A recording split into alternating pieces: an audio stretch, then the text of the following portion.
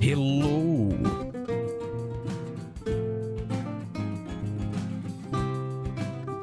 Hope everyone's doing well.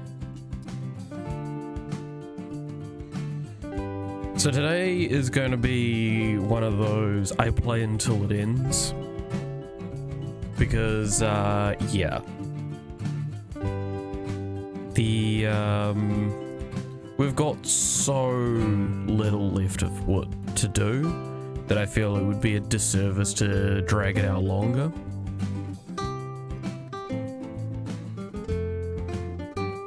So,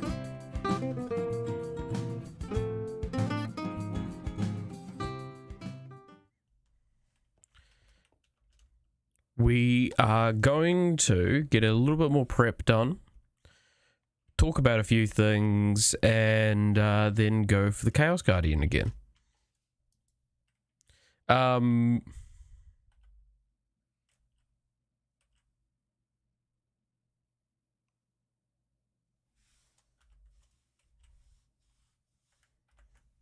we go. That's the button for it. I apologize that it's going to be a little laggy today. I'm not going to go through a lot of effort to fix that. The game's held together with glue and duct tape at the moment.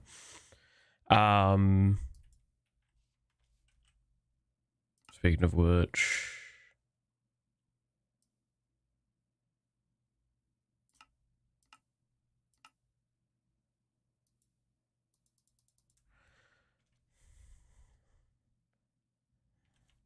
Yeah, I thought so. No ambient sound is playing. We're getting to a point where this world has to finish, just because there are so many problems now that it's starting to counteract the fact that, like, I couldn't... After the Chaos Guardian's defeated, I'll upgrade all my tools and then we'll say goodbye.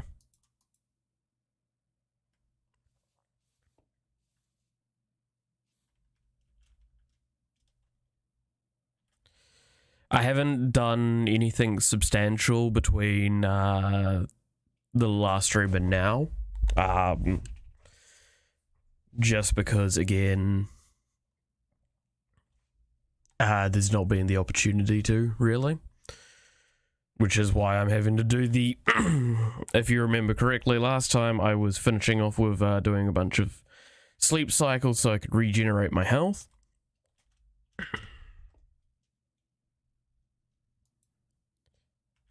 Because of the charm that I'm not got equipped at the moment, the phylactery charm.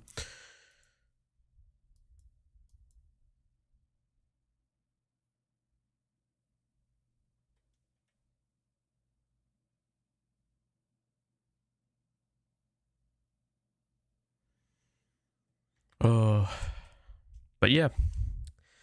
Some of the stuff I kind of want to save the big discussion I want to have today till after the Chaos Guardian's defeated, just because that will feel a bit more fitting. So yeah, I'm trying to think. So yesterday I showed off, because someone I knew went to the convention that's in my area at the moment. The geek convention, and they bought me a little pillow. This very cute little Senko-san, has her in the little basket as well. They also yesterday, because everything's a lot cheaper in the last day, grabbed me up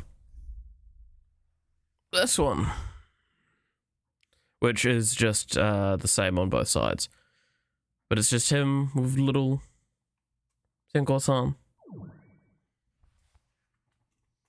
So I've got that behind me as well. They also bought a bunch of sweets that I will possibly devour over the next, like, few days. Out of courtesy or more than anything, because, okay, here's the first weird discussion we can have. So, Is this weird to say that I actually don't like sweets all that much? Like, I feel more often than not, I actually don't enjoy sugary things.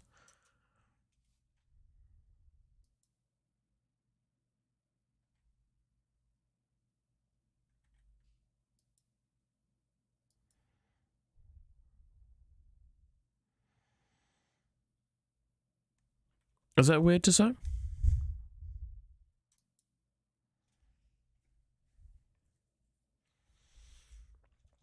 Like, don't get me wrong, I'll take in, like, a chocolatey biscuit or something like that from time to time, but, like, I do not, I have, like, as almost opposite as you can get with a sweet tooth, as I actually quite like a lot of bitter things. Like, don't get me wrong, like, I had some, cocktail sausages with some, Waddies this morning, and, like, Waddies is fucking sugary as hell. But that's just because I grew up on that shit. I don't even have it in most dishes. It's just, like, almost a crime not to have some with cocktail sausages.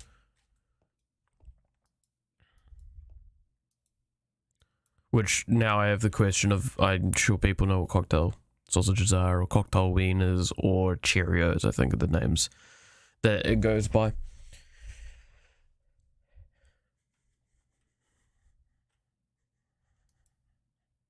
But yeah, no. Like, I do not like sweet stuff that much. Much like my personality, I like things bitter.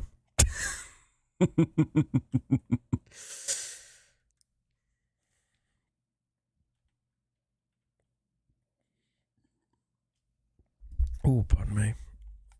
You know, the problem with those cocktail sausages is that they always give me, like, make me burp a lot.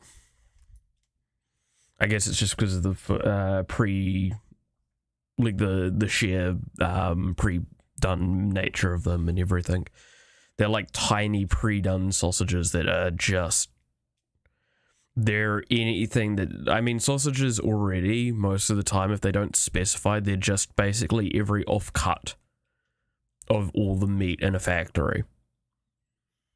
Like, it's quite actually disgusting. Don't stop the fact that they're, like, so easy to eat, and you can make a lot of dishes out of them very cheaply. You wonder why they're cheap. I mean, okay, that can move on to the next discussion, and I'm gonna get myself in trouble for this conversation. I know it already. So I've had this discussion with a lot of people, with a variety of differing opinions and backgrounds behind it. And I've got nothing against those that subscribe to this concept, as long as you're, again, not kind of like the whole religious problem as well, where it's cool to have something like your own take on it. It's just don't go out of your way to make other people's days worse by promoting it. Now, what I'm talking about, I'm sure it's probably obvious after talking about meat, is vegan and vegetarianism. I have nothing against it. In fact, I can see health benefits for taking a predominant plant-based diet, but not cutting meat out completely. Especially removing red meats from your diet, or reducing them quite significantly. That is actually quite healthy. But taking the stance of you will not eat any meat or for vegetarians, or any animal products for vegans, is, I don't know if I can quite agree with that. Like, I would never subscribe to that sort of extreme myself.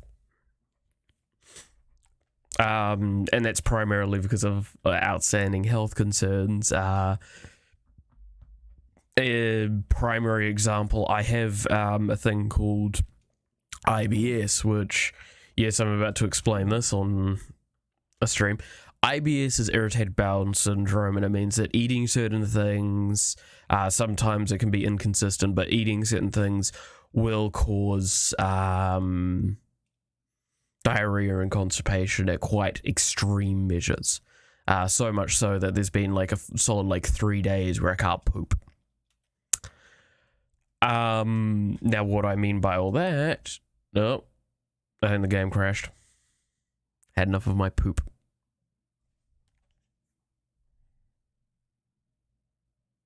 This is kind of my point. The game is very much held together poorly. Where was I? So with, yeah, there it goes.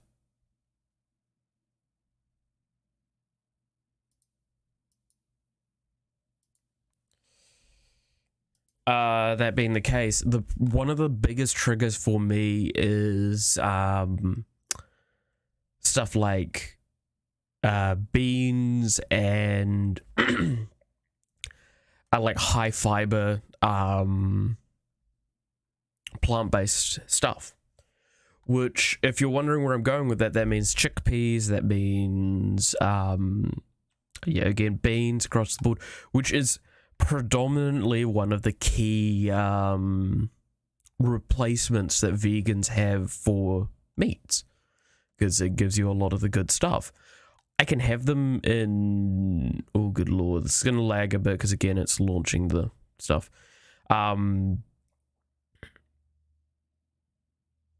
This basically means I could probably never effectively take on such a diet. Not at this stage, because a lot of the alternative options just I cannot have.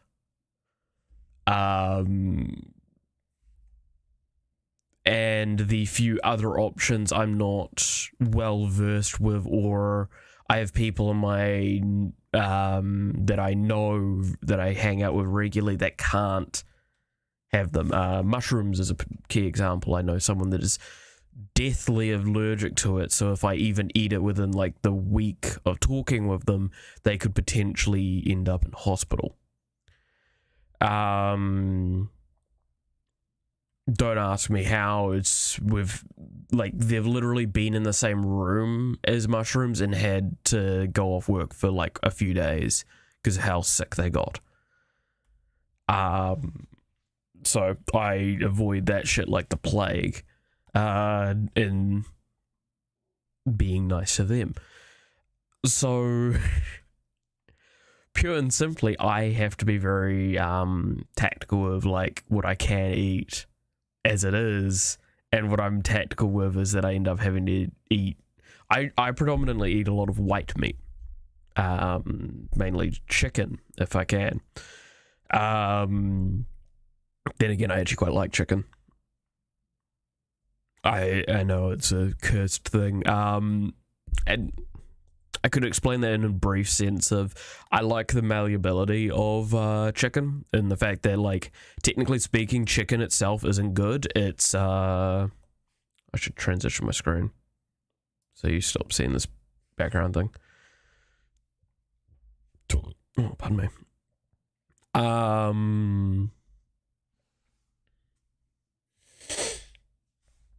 Because like most other foods and stuff like that, you have to season within a certain expectation, because that's how you complement that dish. Chicken is got no flavor to itself really, other than like having a quite but it's got like the ability to be a nice, juicy and tender thing, especially knowing that I typically use chicken breast, because it's more or less one of the healthier cuts that you can get.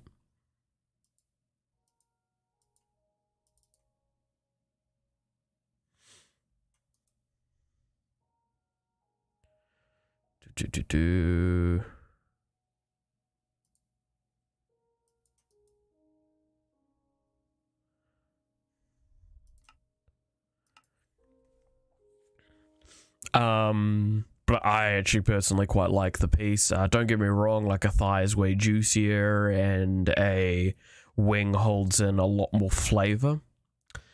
But I think that the breast is a lot like better of a piece in general. I'm showing off how much I know, like I do about food, because I am actually quite a huge foodie. Can't tell from fucking my big belly. No, so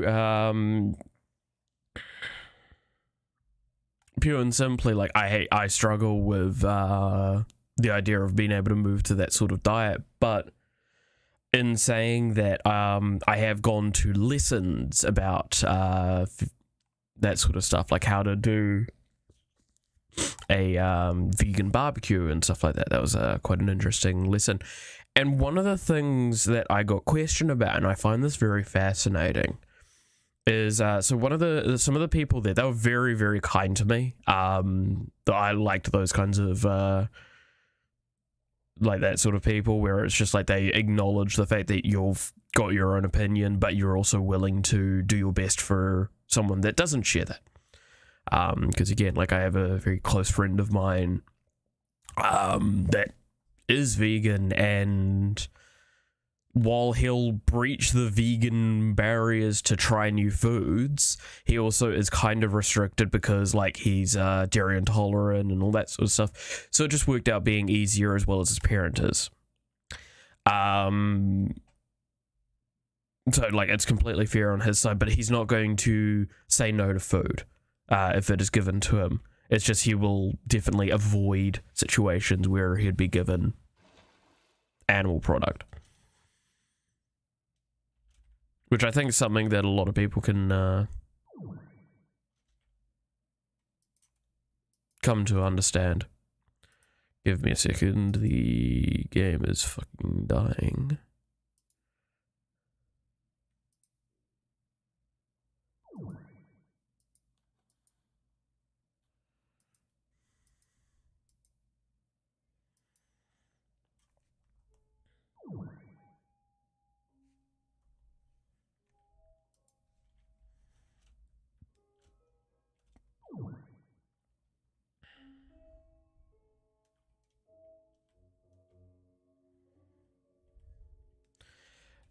But one of the questions they posed to me, and I find this very fascinating to think over still to this day, is have you watched like documentaries about food being created? It's like, I can do you one better. I've been there when food's created, like in those factories.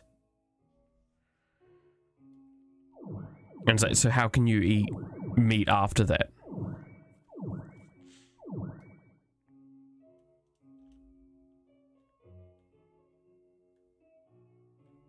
Because like, isn't it really disgusting and stuff like that? It's like, well, I've worked on farms.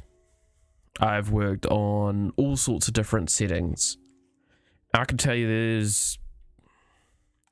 if it's all handled properly, there is no difference between how your vegetables are handled and how your meat is handled.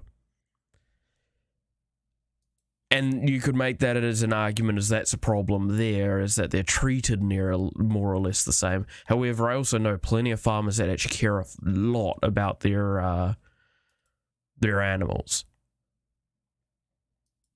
And while, yes, they're milking them and selling off all that sort of stuff, they also do actually have a genuine care outside of just monetary concern. Like, there's some times where they'll have an animal that they're like, well, we can't make any money off of this.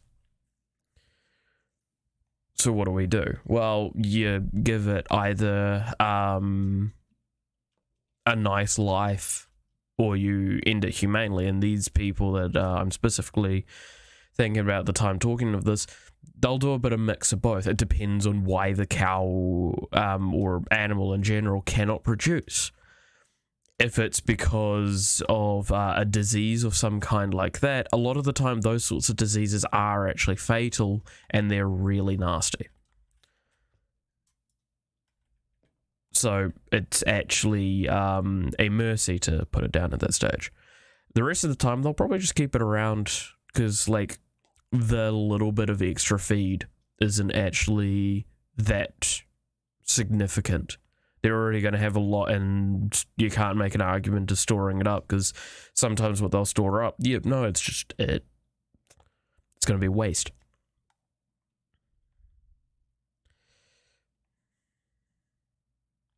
So I think there's a lot of almost like rural versus urban discussions that happens nowadays, and I've noticed that a lot in my country, which New Zealand, again, unsurprisingly, being what supplying almost a third of the world's dairy, we talk a lot about farmland.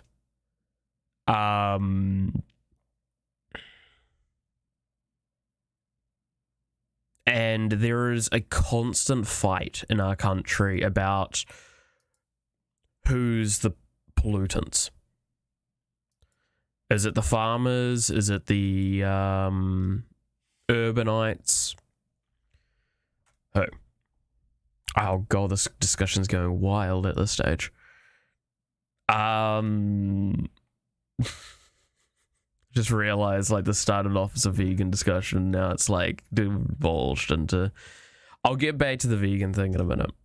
Well, no, this is kind of related to it, because a lot of the time, again, people choose to be vegan out of a desire, like, the love of animals. And I think that's fair. But also, don't do what, like, happened in Australia a few years back, I think it was like 4 or 5, where they, like, blocked off, like, areas, and they would constantly do stuff. It's like, okay, it's okay to, like, protest a company. I think you have full right to do that.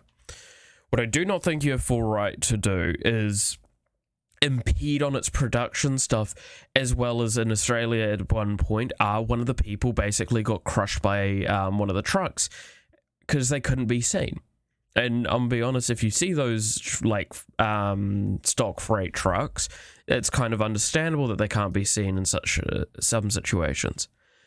And the problem is that that became a huge, like, almost, like, big name to throw around with the vegan community against this company. It's like, look, you killed this person. And it's like, yes, but you're in a place where you shouldn't be. This was a company ground, private property. By all intents and purposes, this person broke the law and in the process actually accidentally died.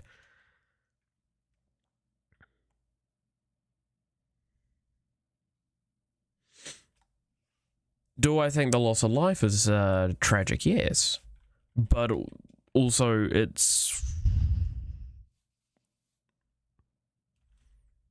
difficult to want to say that that should be used in that kind of way as like a person to prove a point.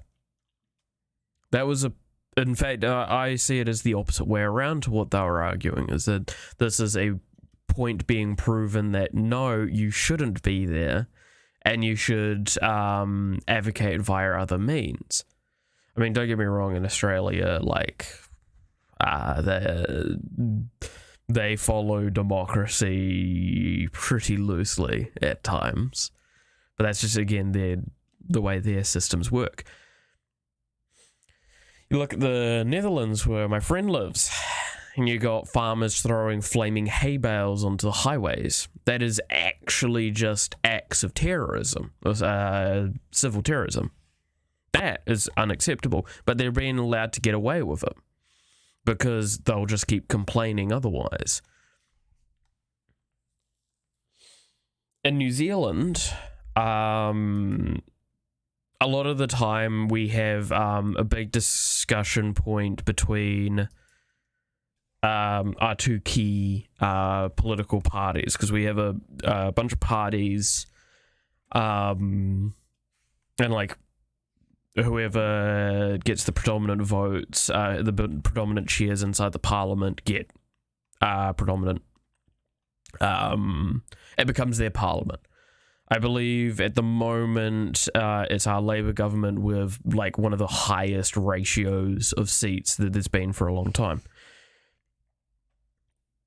Problem is that the National and Labour Party are two opposing factions. So you've got the Labour Party, which is quite neoliberal, and then you've got the National Party, which is quite conservative, except both are actually fairly conservative. The Labour Party, the problem they have is that they have really cool ideas, but they never implement them. The National Party have just really bad ideas, and they implement them. Now, in defense of Labour, that's because a lot of the time is that they're coming into the government after National and have to clean up. But doesn't stop the fact that, like, they promise to do stuff, they give evidence as how they can do it, or, well, no, they give a big step plan. Like, there was, I think, a 7-step plan that they gave last time they got elected, and they're like, this is what we'll do. The first time they got elected and after National. Then when they were going for re-election, they provided almost the exact same plan with with more ambiguity, more like ambiguous data on it. Like it was, the direction was less clear, and that's begged the question of like, well, what happened to the previous plan? Why is we got a worse plan now? So that's our government scheme, and but the problem is that National predominantly cater towards only rural business, to the detriment of the country. Logging is very high up as well for our export, but they don't really support that very well, and they do not support tourism. Back when tourism was a predominant factor, is starting to become one again with some of the openings of the border, but the point is that that's still not going to be anywhere near enough to bring all that stuff back. Moral of the story is that Labour, though, tends to cater towards schooling, I guess, urban schooling. They don't actually do a lot for, like, they do the exact same stuff for rural as they do for urban, and that's a problem because they are two different environments. So it's quite stupid. Now, where this all comes back together is the fact that, like, the point I was making is that there is a huge, like, discourse between information. It's like if you actually talk to farmers, you get a hugely different set of information than you'd get from urban individuals. And it's urban individuals that are typically those that advocate for a lot of this sort of stuff, and you could make an argument. It's like, oh, but the farmers grew up in an environment like this. I know plenty of farmers that have been vegan or act in vegan ways, but still own animals. That's just because the diet's easier or sometimes cheaper. The only reason I hear a lot about like meat is because if you've got a big enough farm, you might have like a herd of beast, which is kind of like this not quite cow, more close to cow sort of thing that wouldn't produce you anything else. And you just keep a few of them on your farm in a small off to the side area, and you keep them around so you can cull them and use them for food. Now, the argument of raising something just to kill it, I can see why that can upset a lot of people. And it becomes this moral implication argument. However, the problem is as well is that not everywhere can support vegetables. Not everyone can have some of those plant-based alternatives, as I've proven. So what about them?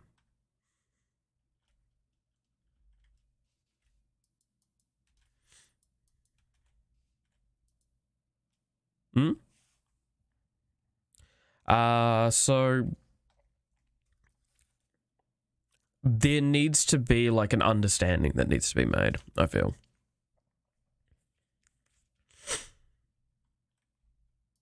Because at this point in time, I feel like it's becoming this, they have to be on opposite ends. Oh god, I'm sorry, my nose is really clogged today. I don't know if you can actually kind of see how red it is. Good lord. But yeah, I mean, hey, I'm a huge advocate for people just sitting down and talking through their fucking problems. Because I think anything less than that's stupid.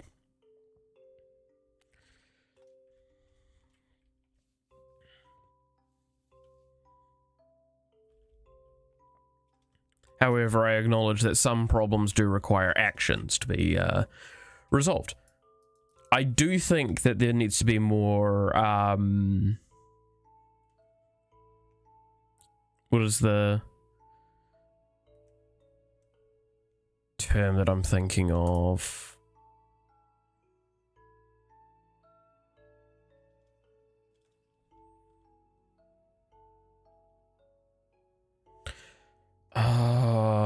I'm blanking on the word now.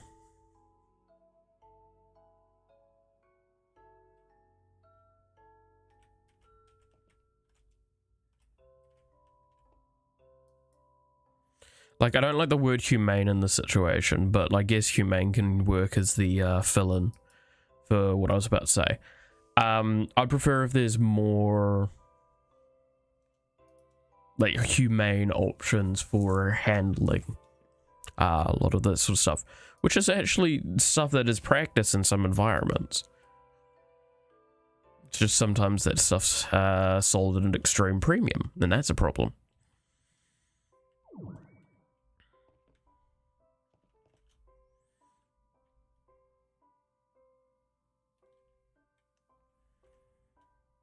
I know. I guess I'm also advocating for something that there's a reason why this is a nearly international conflict that's been occurring for years now. Not too surprising. There's not a lot of consensus on this argument. God, I should probably move on to something that's less, like, politically charged, huh? It's just taking so bloody long to heal up all the hearts. This is why I have mixed feelings about the phylactery charm. I'd prefer it if I could, like, if it was percentage health that it regenerated per night instead of flat health.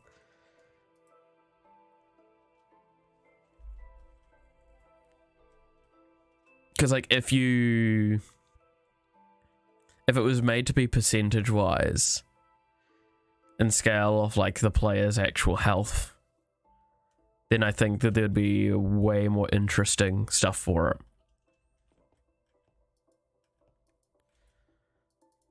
Because that means I wouldn't be sitting here for days and days and days. Because now it's been like half an hour, and outside of a single crash, I've been consistently doing this and discussing veganism.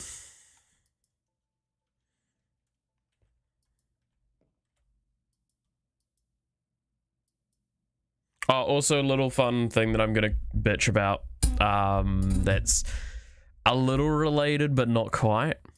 So I have people come over to my place quite regularly to hang out, and they'll sometimes bring new friends. I'm gonna be fucking... I'm very annoyed at when I go like, okay, are there any dietary concerns that I need to accommodate for? And I just get a, what?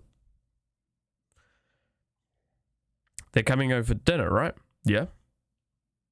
Do you know if there's anything that they can or cannot have?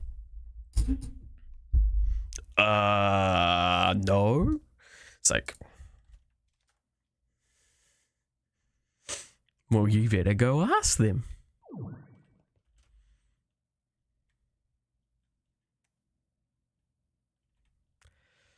If you're ever going around to someone's place, please, please, if it's for food related things, tell them dietary concerns.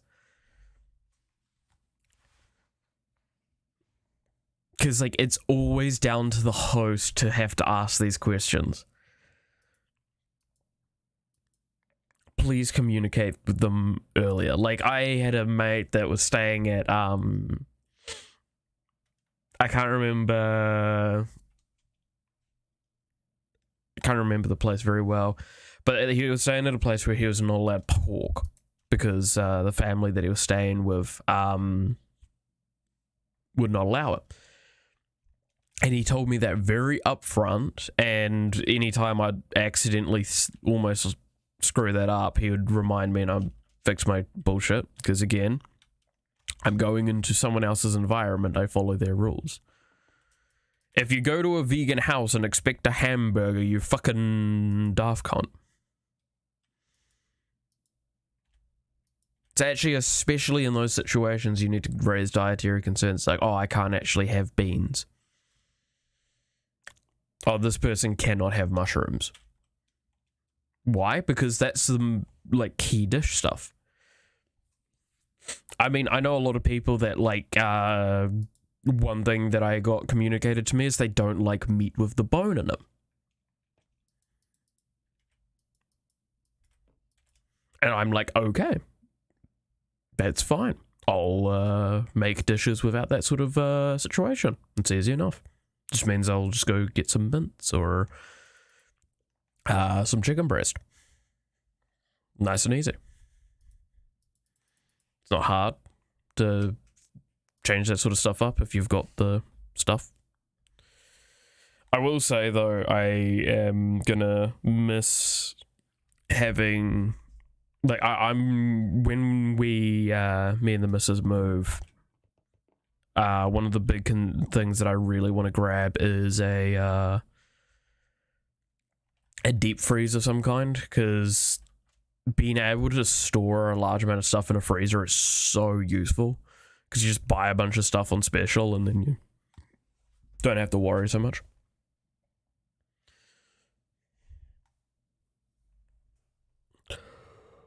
Oh, that's a good point. I'm not sure if it will affect it or not. I'm going to be probably hanging out with someone quite late this coming Friday. So the Saturday stream, which was the one that I skipped this, like, just a few days ago, I might do that one a bit later than normal. Well, I might bring it back to the time that I was doing it, which was, I think, 8 o'clock for me. So it would be 2.5 hours after when I normally start streaming.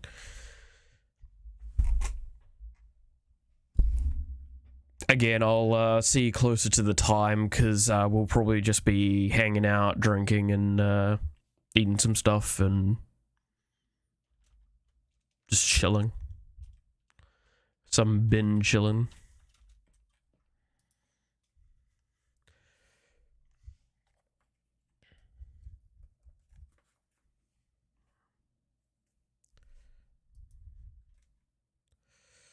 Oh, I remember one thing I wanted to talk about, but I didn't go do the additional research really to be happy about making a final decision on. So I think this is probably obvious at this point. I follow a lot of game developers, because I did do a lot of software and hardware development in my time, both as work and as hobby. So one of the things that I saw come up recently was apparently Riot Games development team have said that they're going to move away from doing characters with defining mechanics. The example they used was Thresh, for example. As Thresh has, like, this very clear wind up for his hook, then he throws it out and all that sort of stuff. They're going to refrain from doing that sort of stuff now, these sort of, like, unique mechanical scenarios. in the future, because they're running out of ideas, and two, they think the game's becoming too complex now, which I think I completely concur with. I think that the fact that reintroducing an old mechanic like they did with was it Nyla, which was dodge, causing that much of an outcry against it, even though it's still in the game, is something that kind of pisses me off a little. And I feel bad for the developers, because it's like, again, it's a pre-existing concept. It's not new. Everyone's treating like it's something that hasn't existed for a long time. It's like, no, Jack still exists. Point is, though, I find that very fascinating to make that sort of decision, because I mean, good on them for making that decision, and honestly, good on them as well for making that publicly clear that they're intending to do something like this. Because I think there's a big misconception with developers, and that, like, they have to come up with original ideas every time. Don't get me wrong, there are some circumstances where it's clear a design was extremely unoriginal. Look at one of the biggest mistakes Riot handled with everything related to it, which was Seraphine. A champion released like 2 years ago.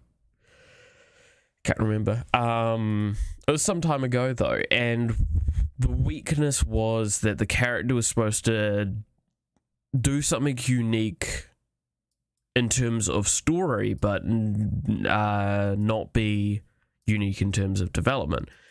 And I still stand by, I would have preferred a Sona rework that was sorely needed anyway. And she's been reworked several times at this point, or miniature reworks, and it's still, I still think that she needs work.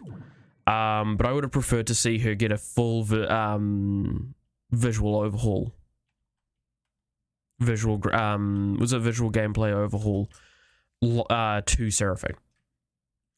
Because I think that would have been far more interesting to do. And to kind of pull her story in a little bit and not make as many of the mistakes, obviously, that they made initially.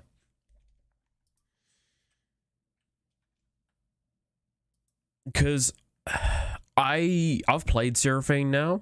I've only played her once, I'll admit, but I played her once, and her kit's fine. I mean, it's very generic to the game.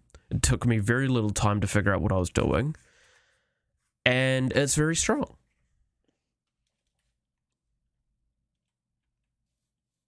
And if we take all that into consideration, especially knowing that Sona isn't strong, it's clear that like certain things that are done differently do matter.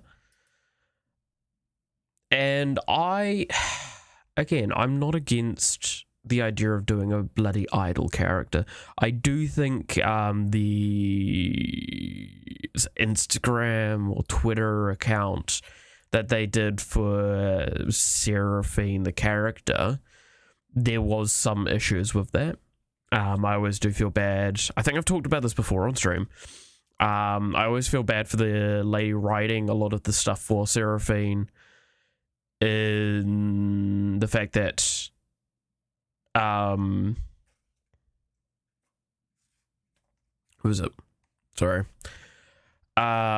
She shared her like struggles with depression, but she did it via the Seraphine account for the International Day for Mental Illness. And that got a huge backlash, and justifiably, like, it did. Like, justifiably so. Because you're hearing about a fake character going like, I've suffered just like you guys. I know it's hard as well. So, okay.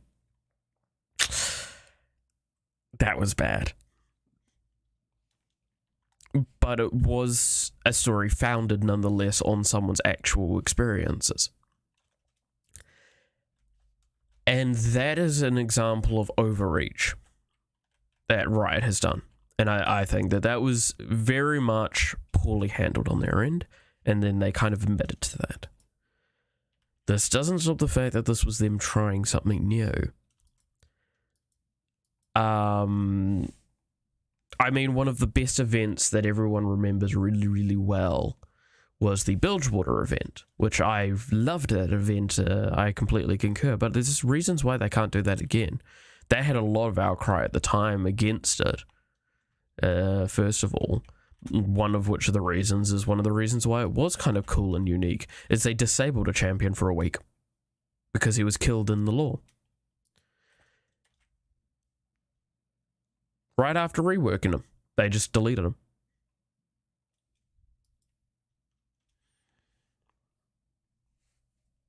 So, you know, that happened. I still have the Captain Gangplank, I think it is, skin from that event.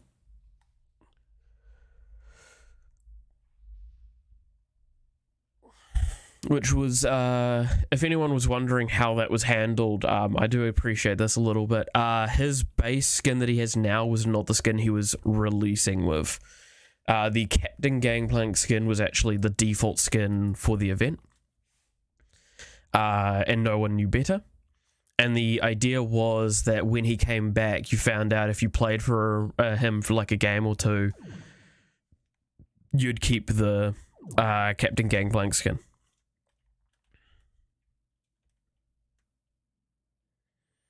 So,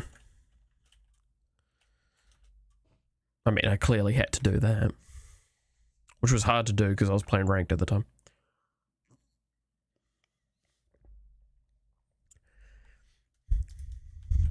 Everyone was either banning him or picking him, so it was quite hard. And I didn't play top often, so.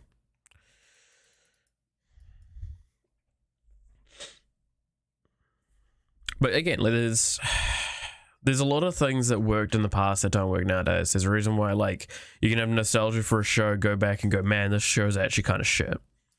Or it still is good, but it feels like it's old. Avatar Aang is a perfect example of a great series, and if you go back, it still feels good, but but you can't help but sit there and go, man, imagine if it was made more recently, or remade or something like that. And that's where you kind of have Dragon Prince to prove that. It's like, wow, Dragon Prince is really fucking good.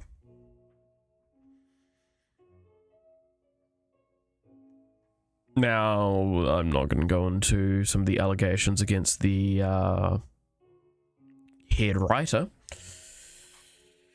but the point is that the story's good.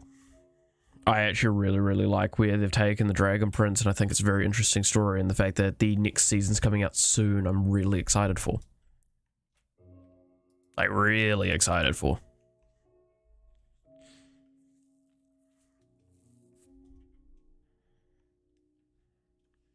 I'm actually going off topic for a bit, which has basically been this entire stream. I've been rewatching Castlevania at the moment.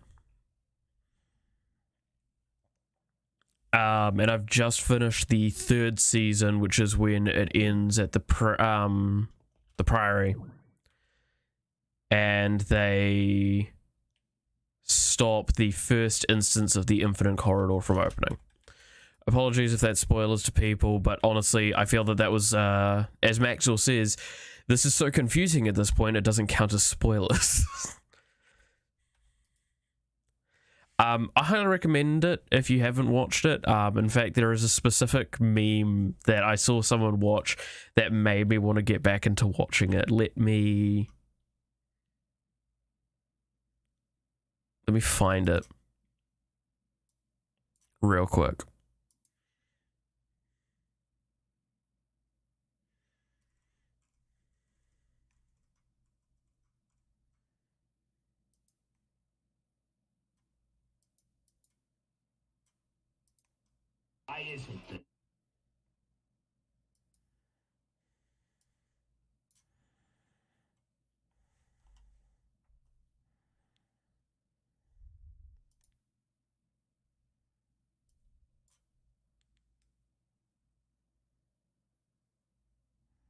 Why is it that only human hands can reach into hell? Don't you think that's weirdly fucked up? I can't do it. I was put here at the dawn of life on Earth to feed on the last breath of every one of you fuckers. I'm a little more than a thing. You don't make anything, you don't live. You just eat and hide. Is there a point to this? Are you dictating your fucking obituary to me, Belmont? I'm going to eat your soul, shit it out, and use it to smother your fucking girlfriend to death.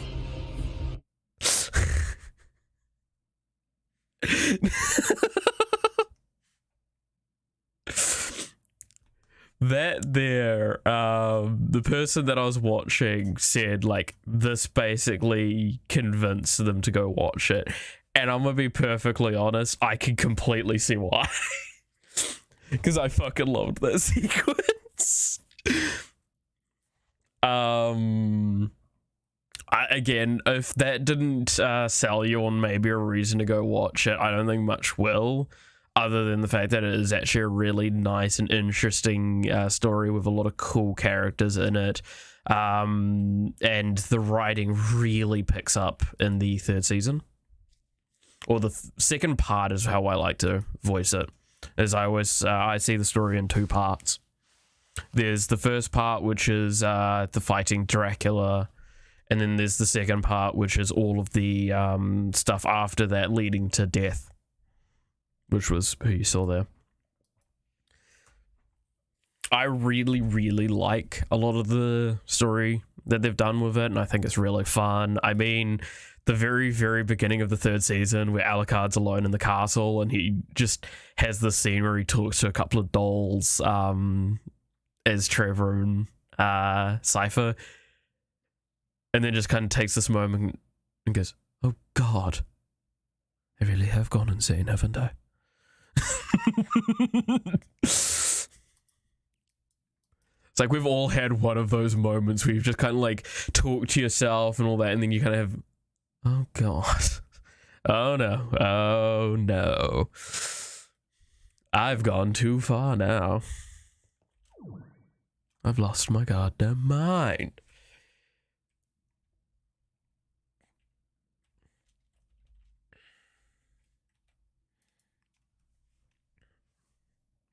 But yeah, so rewatching that at the moment is really, really fun.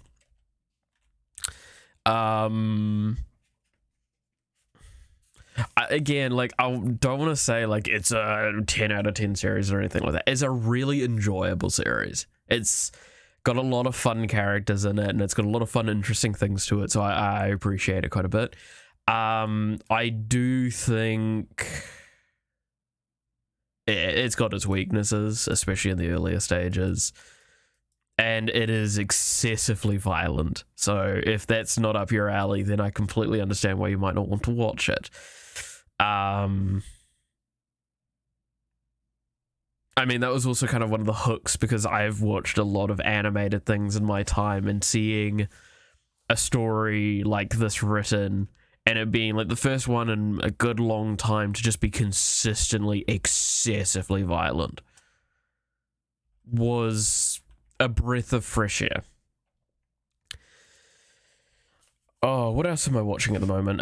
Your boy Kongming. Really enjoying that. I think that's a series that can be best encapsulated by the statement I think was it Guguk made, which was this series has no right to be as good as it is. Like, that's all you can think while watching it. It turns out one of the series I was watching that I thought was over, but apparently it's got a 24 episode season. So it's carrying over, was a couple of Cuckoos. Which, yeah, my opinion of that is, man, this is the perfect example of a story that has a lot of really cool parts to it, strung together really terribly. It just is like the writer clearly knew what he was doing, and like everything's handled well, except the fact that the story is a harem. Like, I've been mad at it so much because I thought it could be, like, I keep going like, oh, this is really, really good, and then something stupid happens and I'm just so mad for it. Aside from that though, yeah. I am excited to continue watching some stuff. I'm also watching Demon Slayer still. Though I haven't watched any further than the first episode of the Mugen Train arc. I plan on furthering that soon. But I've also got a lot of other things that I want to watch. I kind of want to binge through all of Castlevania. I'm probably going to finish that today. Once I finish with work. Actually, no, I'll probably, once the stream's over, I'm probably going to binge it.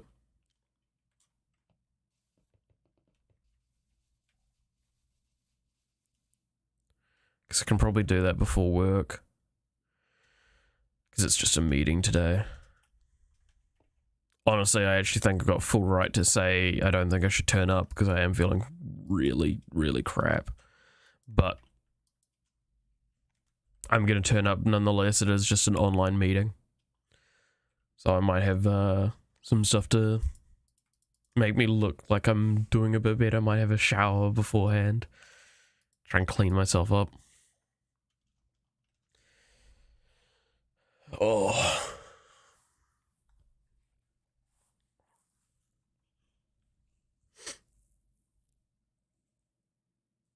I mean, I could go through the series that I'm planning on watching next, but I think that's just kind of a boring discussion. I think we're probably not too much further off of hitting the point where we can go fight. I just need to remember to not to be stupid this time.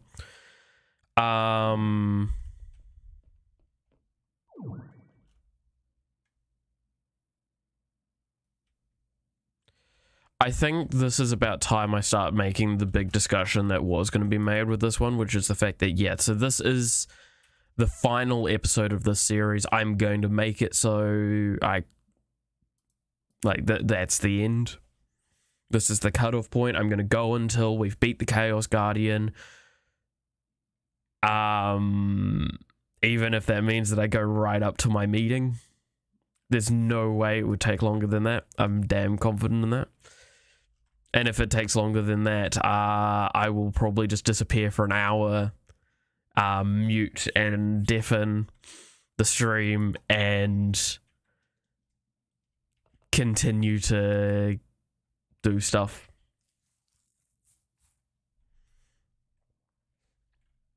Like after meeting. Like we go until this is over. Watch out, this is going to take hours now. So, with that being the case, what happens next? At this point in time, I'm not going to be playing Minecraft again. Like, I'm not going to play this pack again. I think this pack, I loved it a lot, but especially in the later stages, I realized how loosely put together this pack was and how it was clearly made for a group of people. Because I just added in things to sate certain people. Now I want to make a pack that's able to be played both ways. I've talked about this pack that I've been working on quite a bit, and the fact that I was going to make it public even. And you might ask, where is that pack? Well, simply put, some of the key mods that I was designing the pack around are out of date, are buggy, and I'm waiting for fixes. Which means that I doubt those fixes and mods updating and stuff like that are going to be done by next week. And on top of that, I doubt that I'll be able to do all of the testing that I need to do and all of the recoding and everything that I'll need to do between now and next week as well.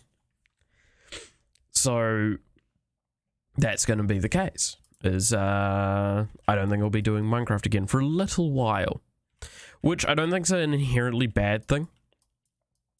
Taking a break from Minecraft's always fine in my eyes. I do have a list of games that I do intend on playing coming up. Let's pull up the list, shall I?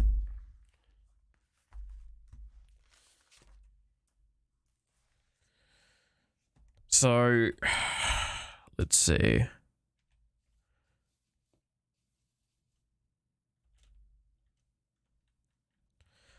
By the way, I should mention the only reason why I'm spacing out my timings when I get to these locations like I am is that it is required. Alright, so at the moment, what am I playing through? I've just finished Devil May Cry as well. I'm gonna still be doing like an art stream, if not 2 per week. I've got Slime Rancher, and I've got Monster Hunter.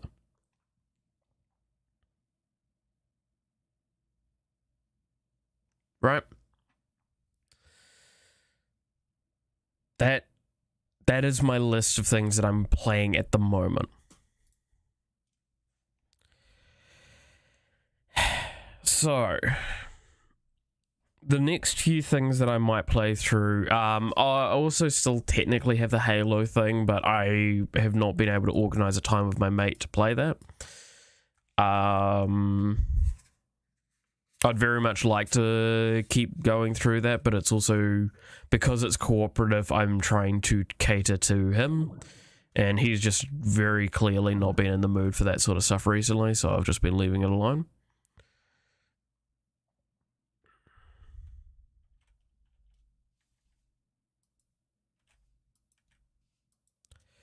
I am looking at 2 games are probably going to be on the horizon. One of which is actually the Gears of War franchise. I'm kind of tempted to play through all of that again, because that's been a long time since I played that. I played that stuff back when it came out, all the way up to Gears 3, and I haven't played anything past that. So I'll be interested to play that stuff. That's probably like the big one that I kind of want to play through soon. And then I've also got the Yakuza series. I've heard a lot of positive things about the Yakuza series, and I'm kind of not gonna lie, it sounds like an interesting game to play for a good while, especially knowing that you can quite easily get 100 hours out of it, sort of thing. Or I've heard even more than that, potentially. So that's kind of quite high on my list. I will also accept if someone like responds to this video going like, hey, I'd prefer to see this out of the stuff what you're listing first, then I'll definitely be more inclined to go towards those. But the other ones I'm looking at, so there's Scarlet Nexus, which I remember hearing a good bit about, but I don't know if I remember that game all too well, and I think it got quite negative ratings, so maybe not. Maybe if there's interest, I will. Few Rising, I really do want to play that.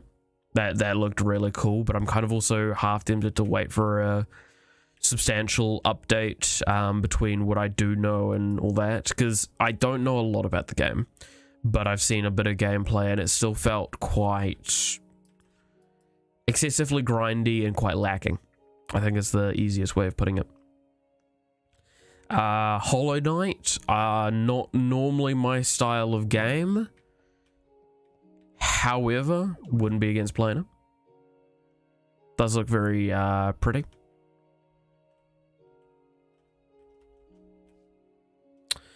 No Man's Sky. That's definitely something that I've had suggested to me by some people I know, and I can get it via Game Pass now, so might be interesting. Fallen Order. Never played it.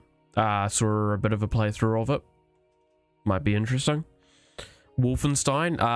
I have played through the first of the new Wolfensteins, and it will be the new ones that I'll be playing. So I wouldn't mind playing through that again, and I wouldn't mind playing through the newer one. That might be interesting. Doom Eternal, I played through a good chunk of it, but I never actually finished it. And I would be quite up for that. Edge of Eternity, I can't remember that one off the top of my head, but I'd remember looking at it and going, maybe. The Guardians of the Galaxy game that came out a little bit ago, like a year ago, I think. I mean, like, I'm just kind of thinking of games that I can play at this stage and make fun of. 30 Minutes to Dawn, I mean, it's just another like Vampire Survivors like game. So sounds interesting. I know there's another one that's really popular at the moment as well, but like the benefit that 30 Minutes to Dawn has, as well as it's like $4. So if it's cheap or I can get it for free, I'm definitely inclined to play. As well as, like, a lot of these games I'm looking at, I should be able to run them on my computer without too much in the way of issues with streaming it, which is the other big issue. The big point that needs to be made is that I can say, oh, well, I'll just play, like, Cyberpunk. Cyberpunk maxed out my PC on the higher settings that I could play it quite easily on my own. I ain't going to be able to play that on stream, and I would not want to play that game in lower settings. Defeats the purpose of it.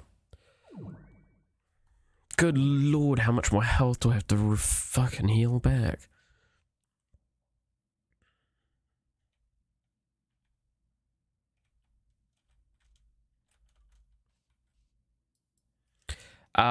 So that's kind of my list of games. I also have a few others that I might try at other points, but those are the main ones I'm just looking at. So if any of those sound more tempting to see next, then Gears of War or Yakuza. Kind of what I'm thinking is I might take a less I might try and make a structured approach where art replaces Minecraft. So Mondays will be art, and then I might do art again at a later stage in the week, but the rest of the time the games might not be so structured, so they'll be interchangeable and kind of based on how I'm feeling when I'll play the next one and such like that. However, I can also see why that might be complaint. So in the pure sense, also, I just realized something. In the pure sense, if people would like me to, I am actually okay with setting up a schedule for a week where, like, I make it more clear what I'm going to be playing next and when. If that's wanted.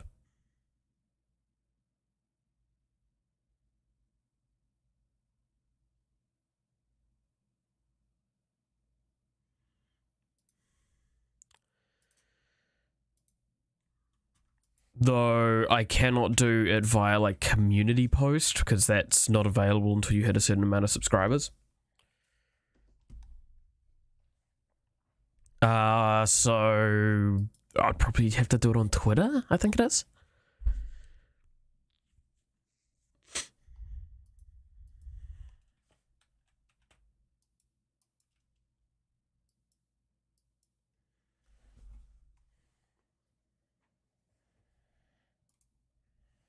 So if, again, if you do watch this, comment below saying if you want to see that.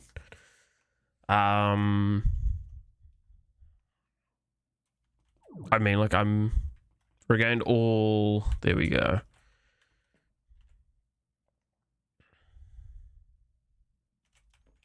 We have done it now.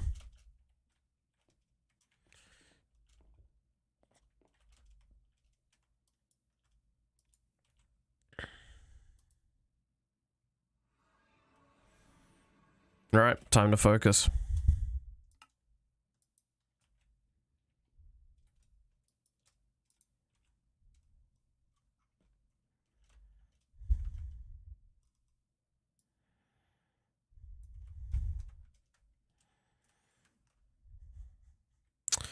But yeah. Like what I intend with my channel, I mean, I do want to make a channel trailer soon.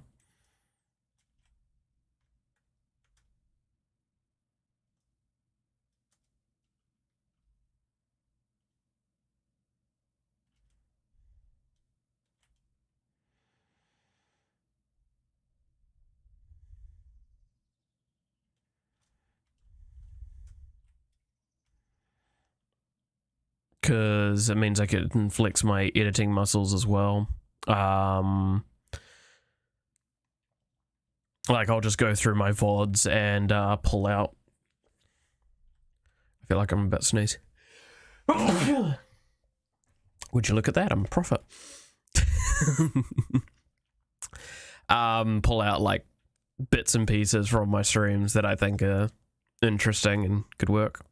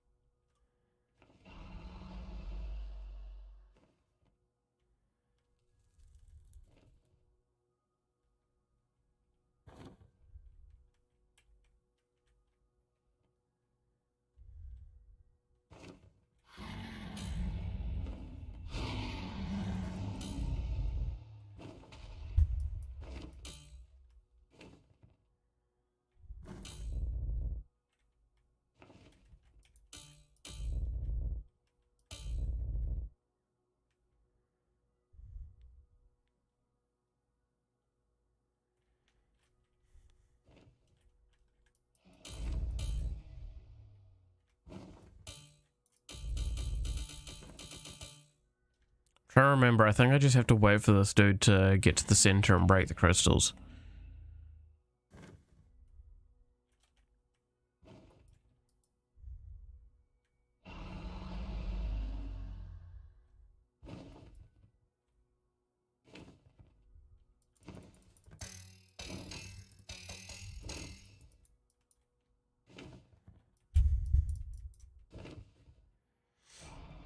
Looks like he's heading to the center.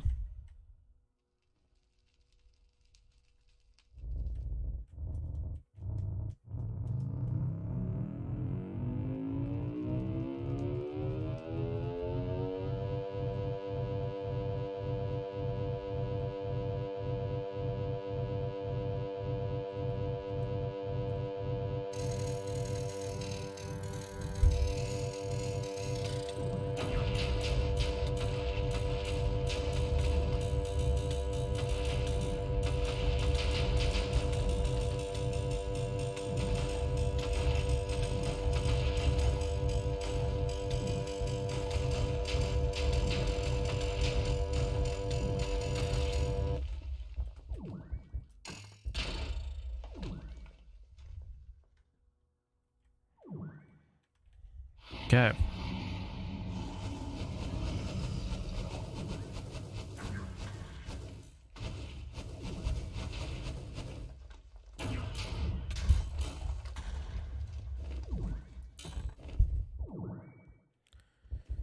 Good lord.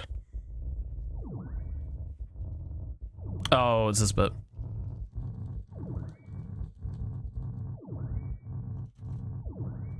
You can't fly during this, and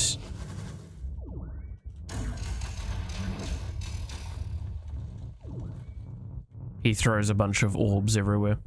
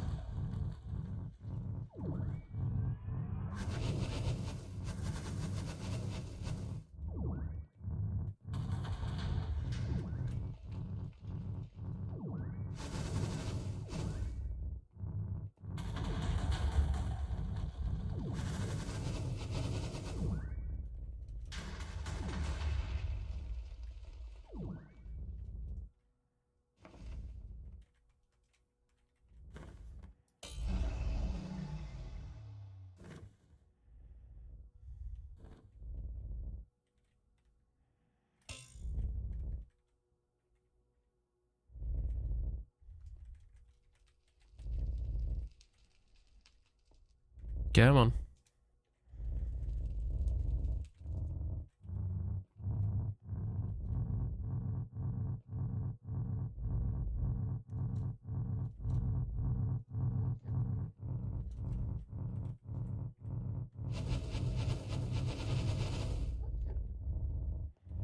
I think it's like middle range that you want to be with this. Because if it's too close, then you get screwed over by other stuff.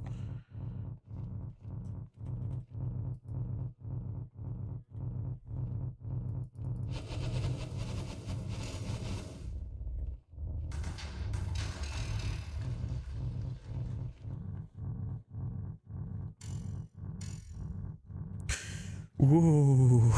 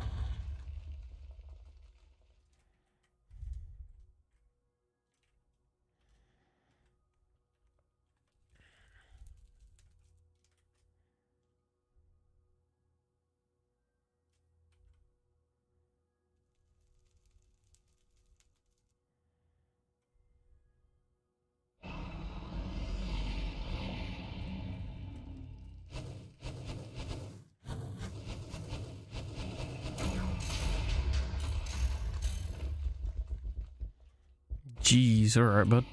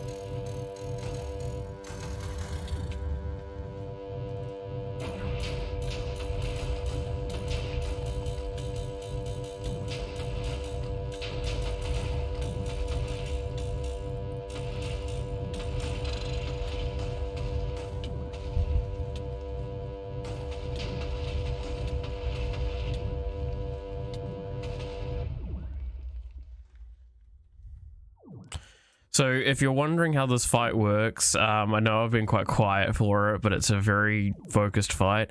You need to have it attack these.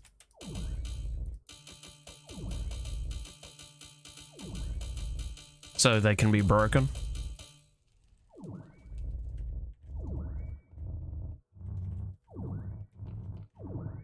Damn.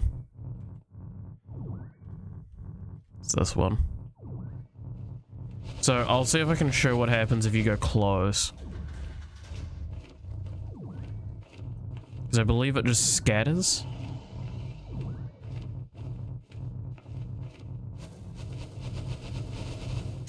No, it doesn't. Okay.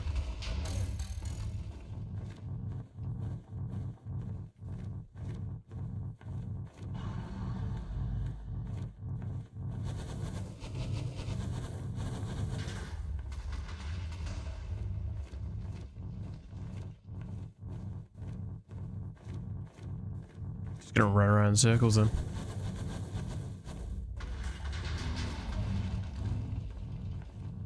Get fucked into it.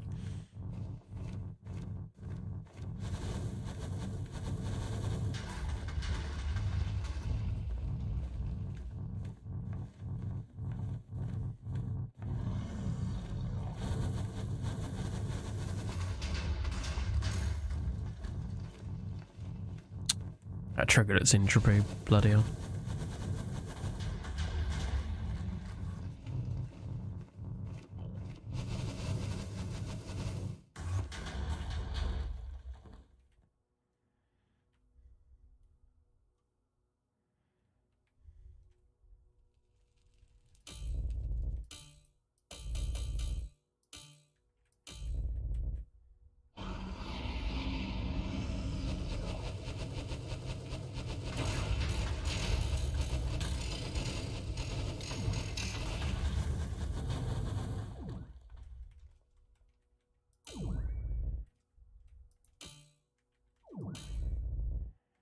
All right, we've got 9 more to go.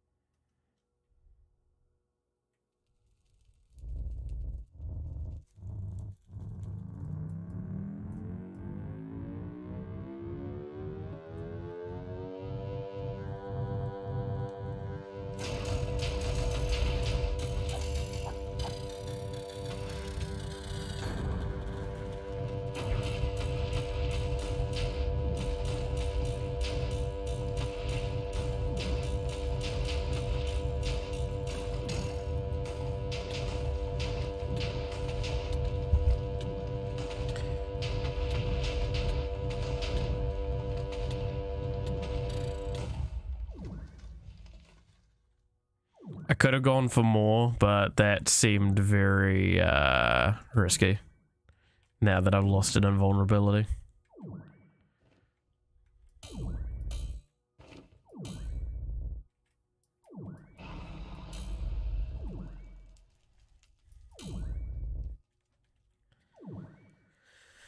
All right.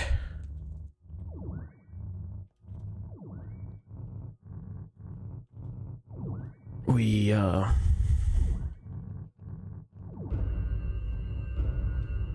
Ah, fuck, it's this bit. Sorry, you didn't hear me swear.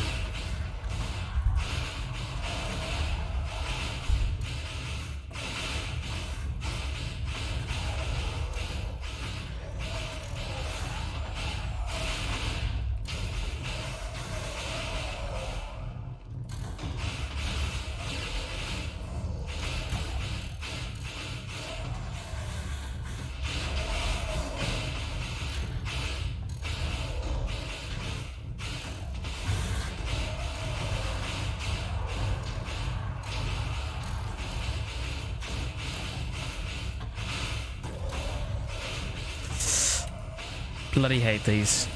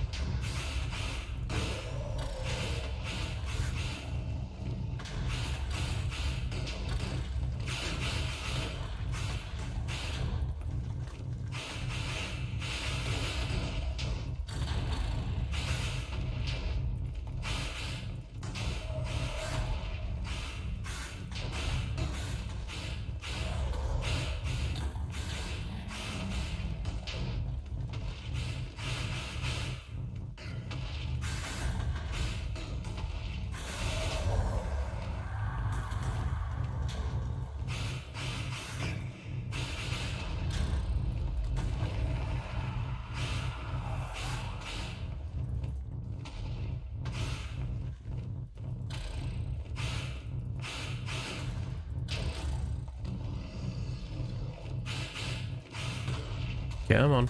Come on.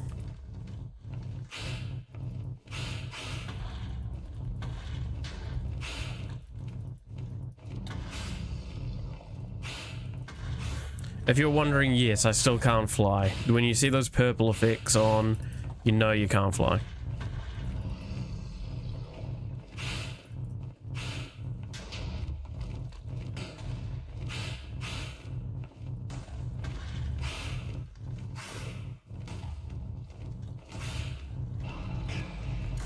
We got no mana.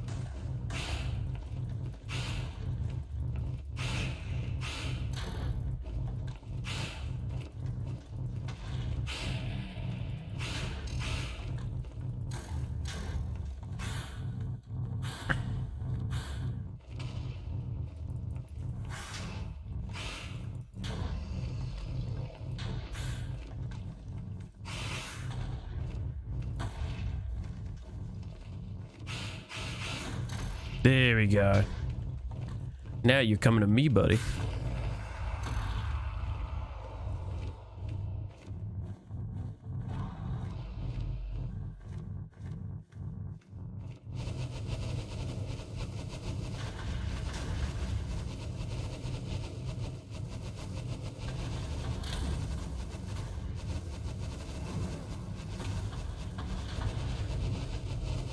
That's right, this is one of the ones I was thinking about earlier.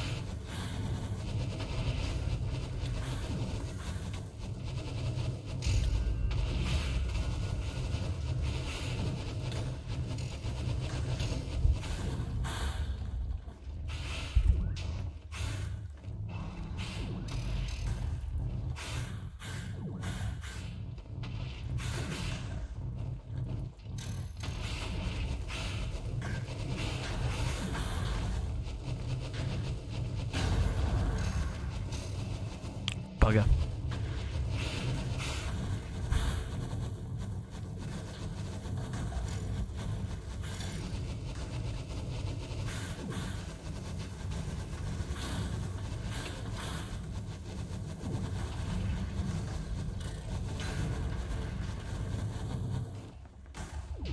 That's really bad.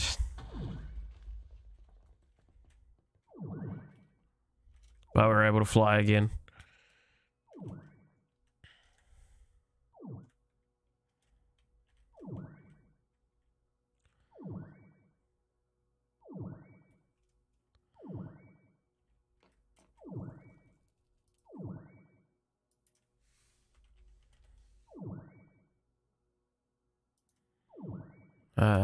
No, it's...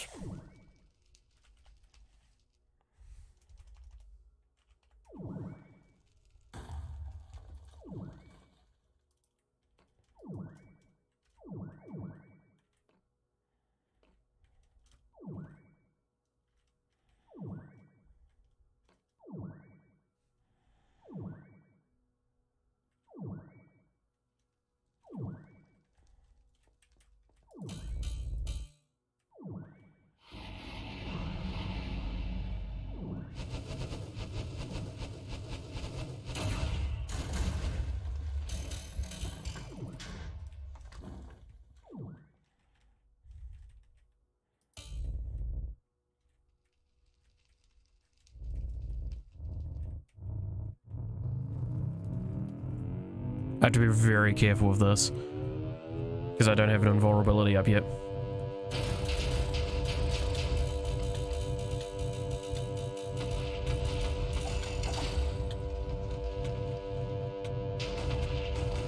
I can't do a risky play. No, it's just not happening.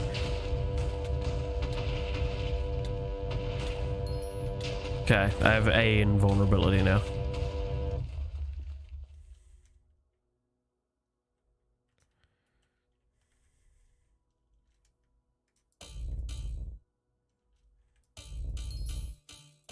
Okay, I have 2 invulnerabilities now.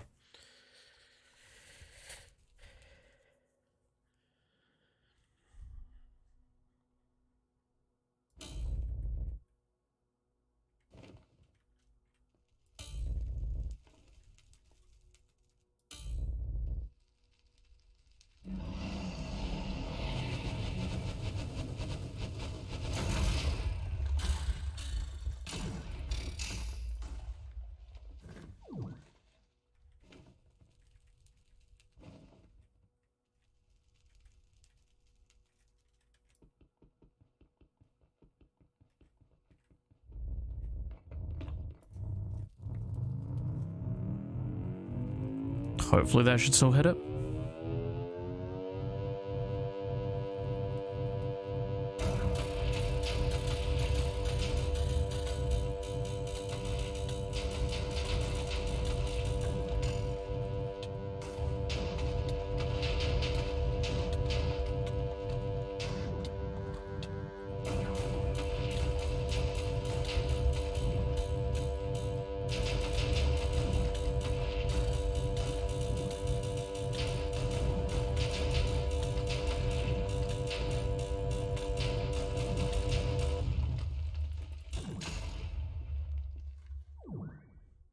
Two more left to go.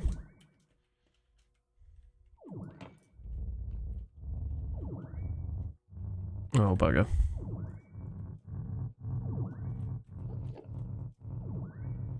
Which one is it? Okay, it's just this one.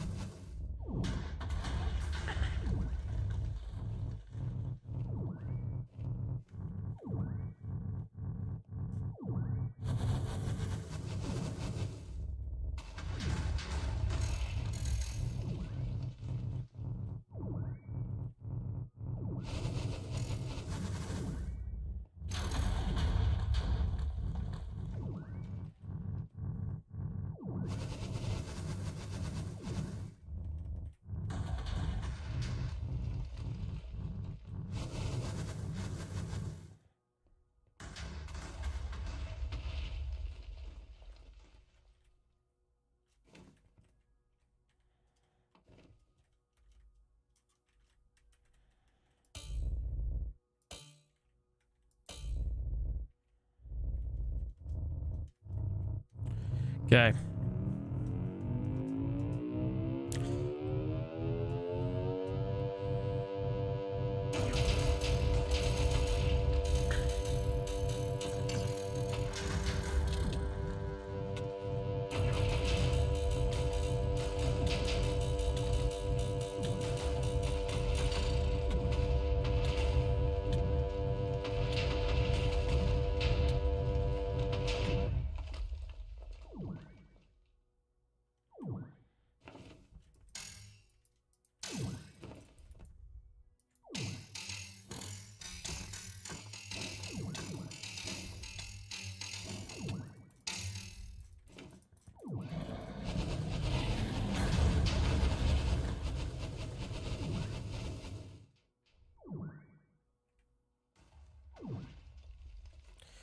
Need to be careful of that, huh?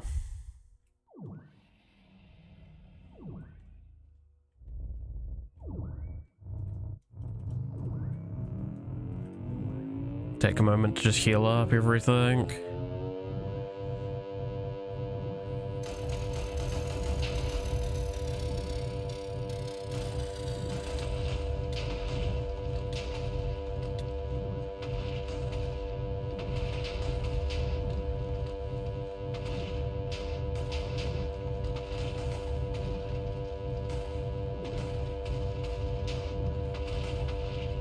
Okay.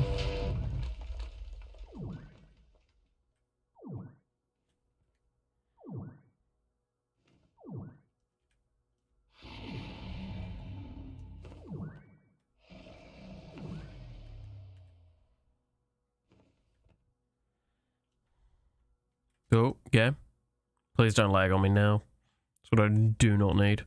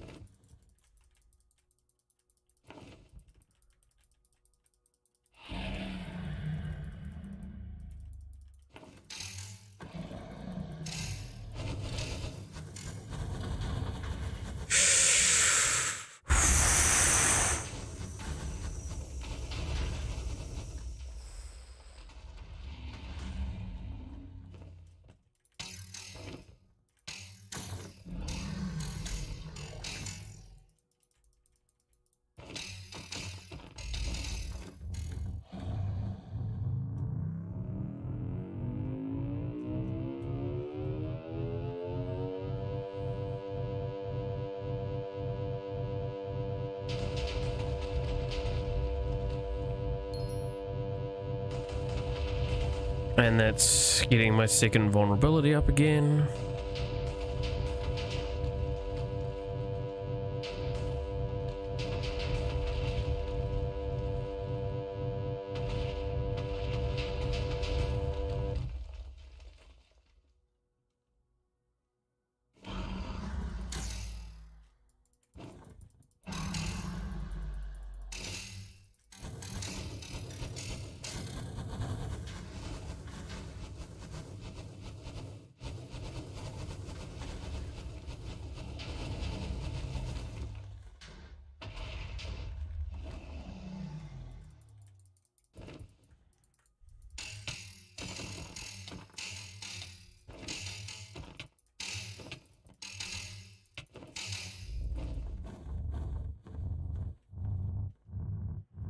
Oh. Which one's this one? Just blasts? Okay.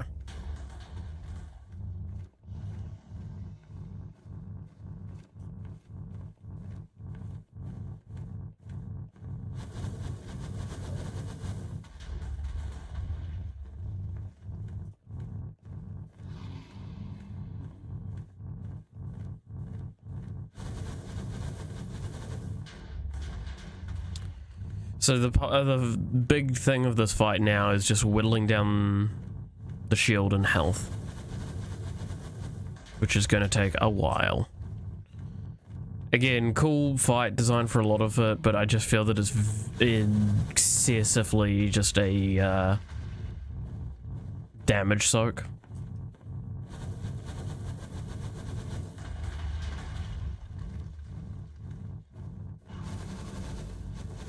And in conjunction with a few other mods, I can just kind of outdo a lot of stuff in here.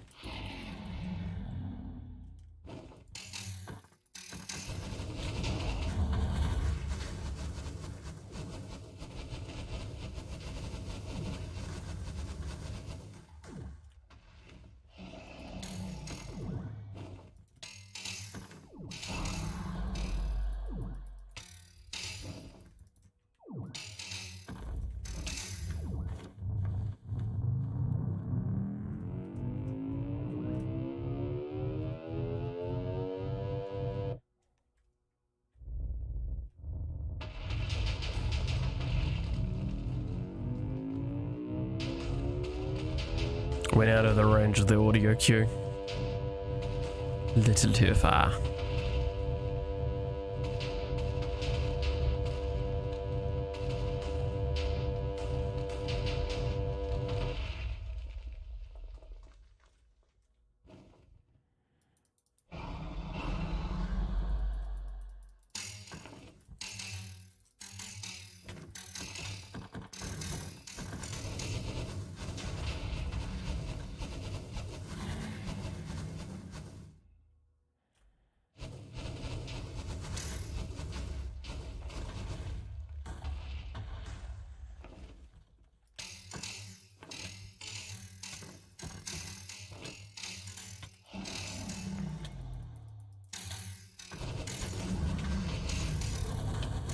Jeez, saw that very late.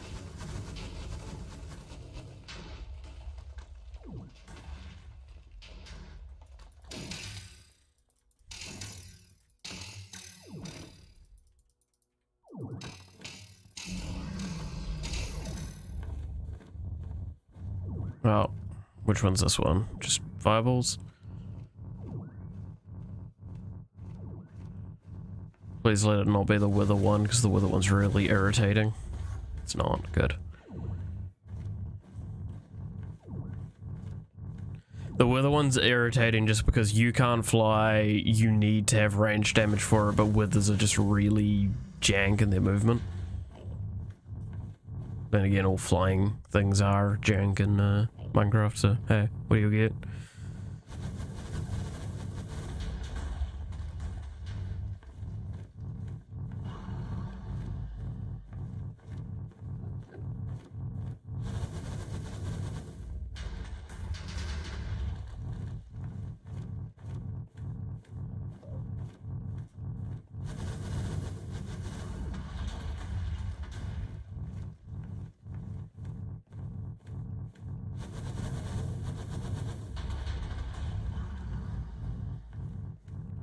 Oh, I've got an itch.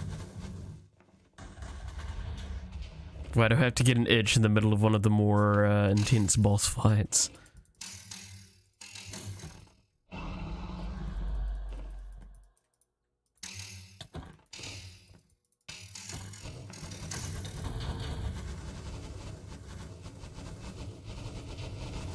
This absorb's actually been doing like huge amounts of work for me. It's been, because like keep in mind it takes in the damage quite regularly. Here we go, now we're through the shield.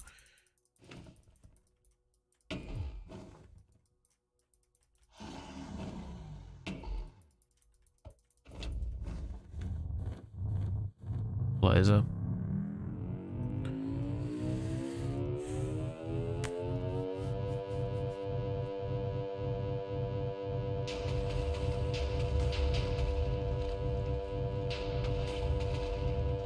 That's gonna break at this rate.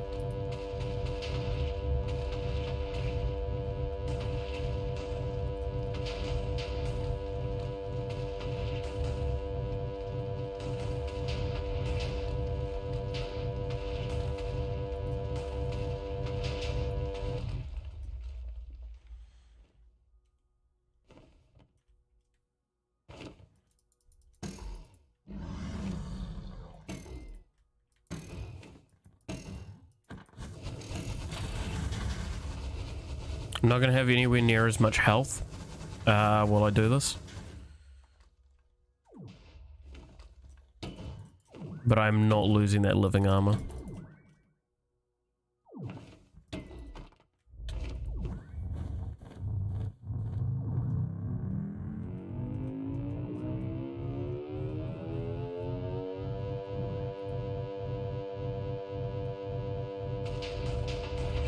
That's too valuable to lose.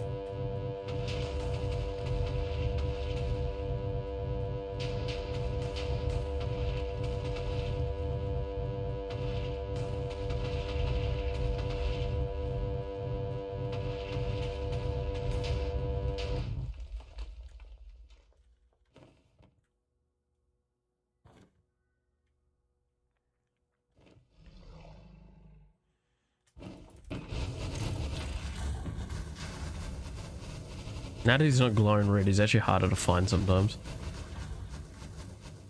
Come on, come on, come on. There we go.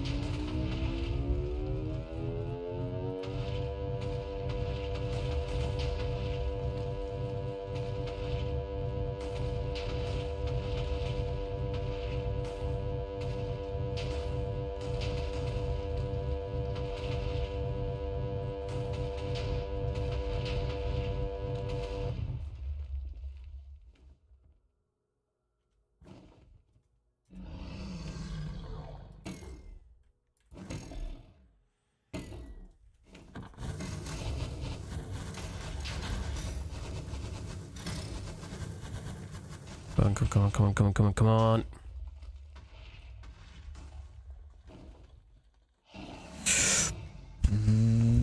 Bitch.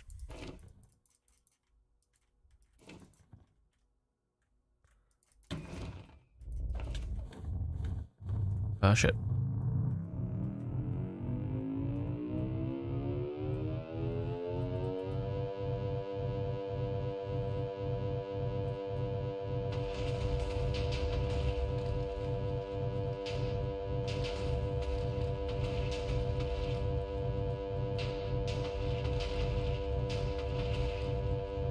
Almost there.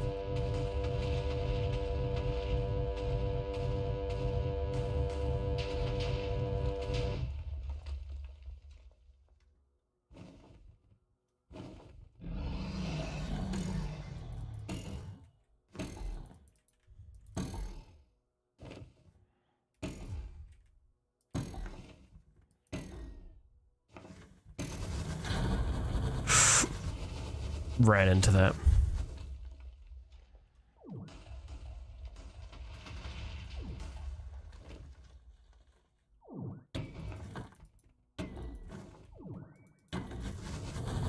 Nope, nope, nope, nope, nope.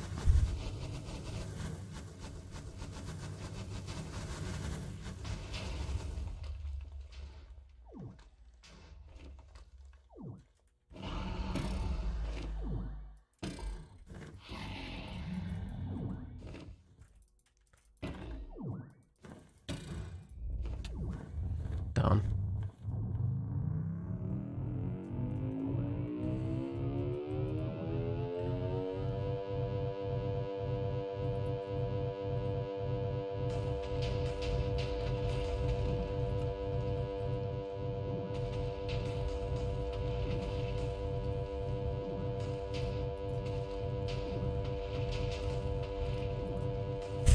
Don't mind that.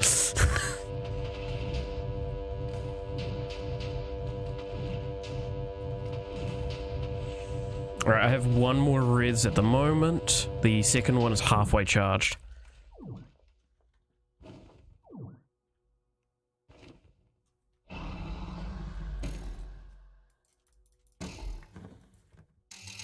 Yes! Eat a dick.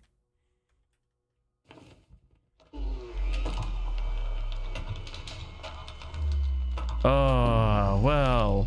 I'd love to celebrate this, but I need to start mining. Roughly center of island is here.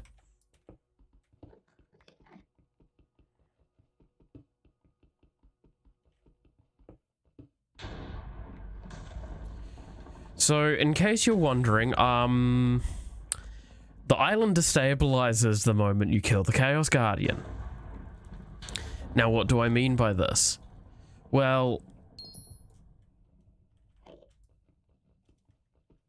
when I say destabilizes, I mean, if I don't get out of here in the next few moments, the entire island takes me with it.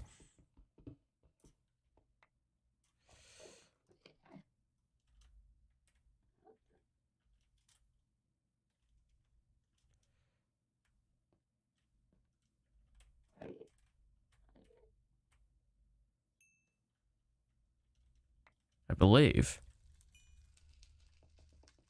Maybe it doesn't anymore if you get the call.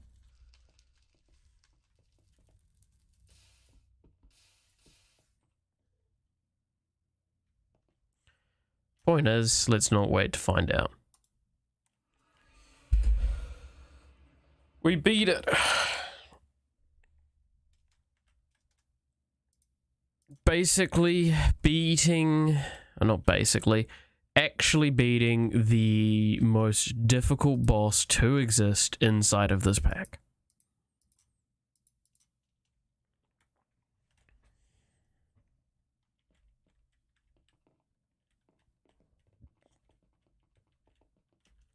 This does quite a bit for us. That unlocks Chaos tier for Draconic Evolution. Something I can show off quite quickly.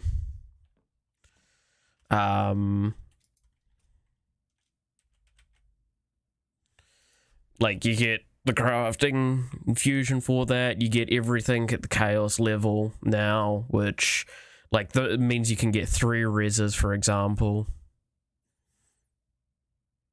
And, they're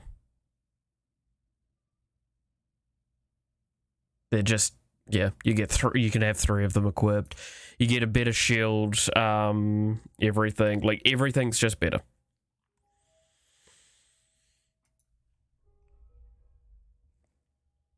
Now, I was considering showing off more about it, but I'm gonna be perfectly honest, that fight alone took an hour.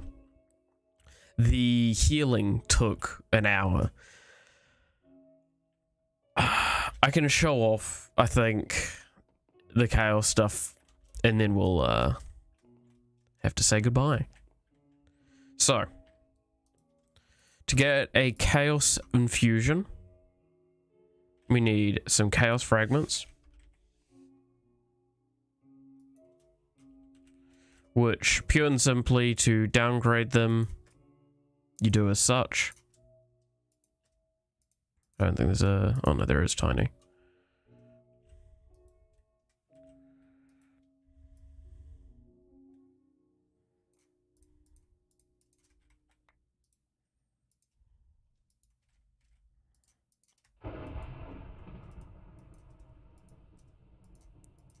Don't think there's anything below tiny though. Alright.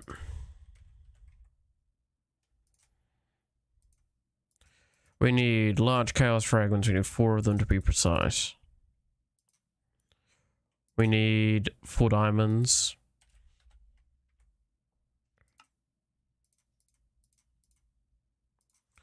We need a dragon egg.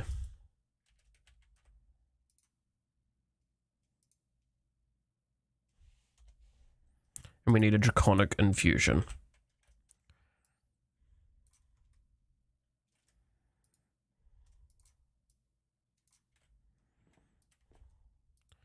So, get those in there.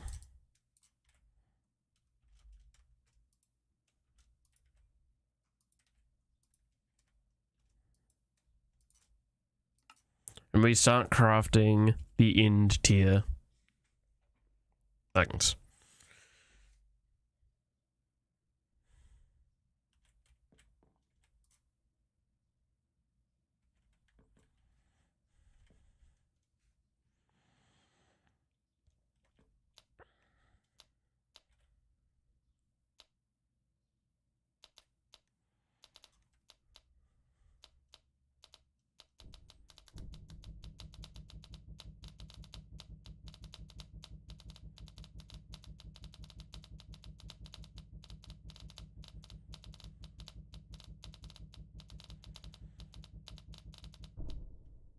And poof.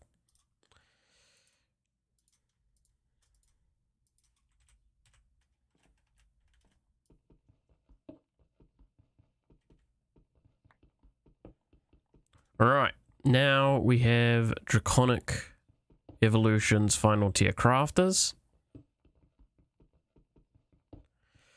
which is again a big deal.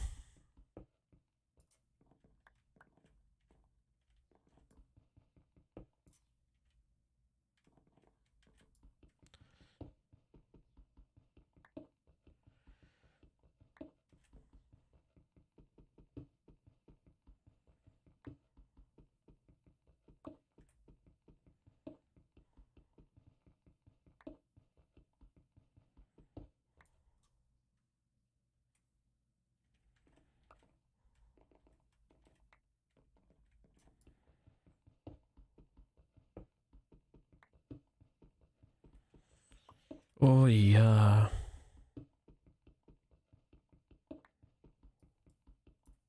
Oops.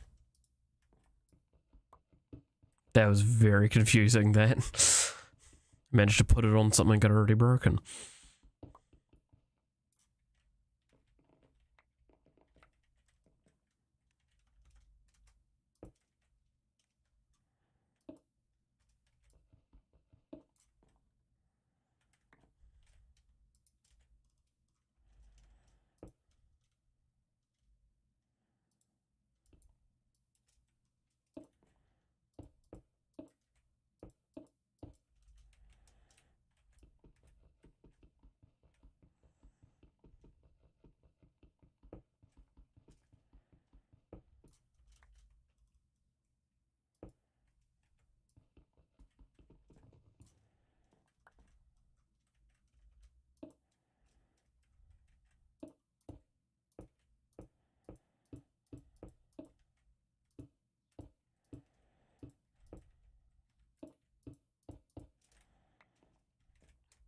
There we go. So now I can do chaos tier. So if we take this out and we go quickly look how to get it to chaotic. So we need a chaotic energy controller, which requires small chaos fragments. Let's just pull 4 of those. And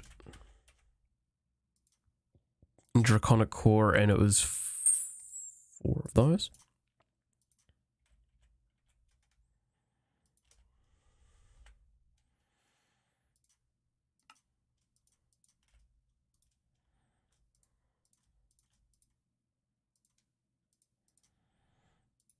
Okay, we got that piece. Now we get a chaotic core. So we need a bunch of large chaos fragments. Is it 5 in total?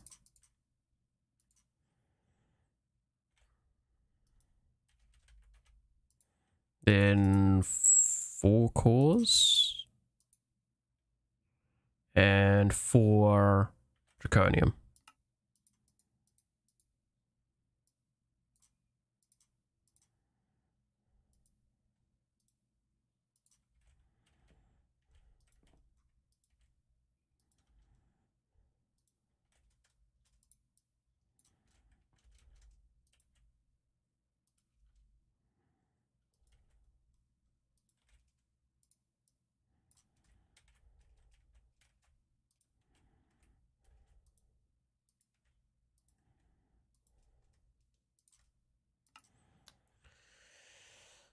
Lovely chaotic cores.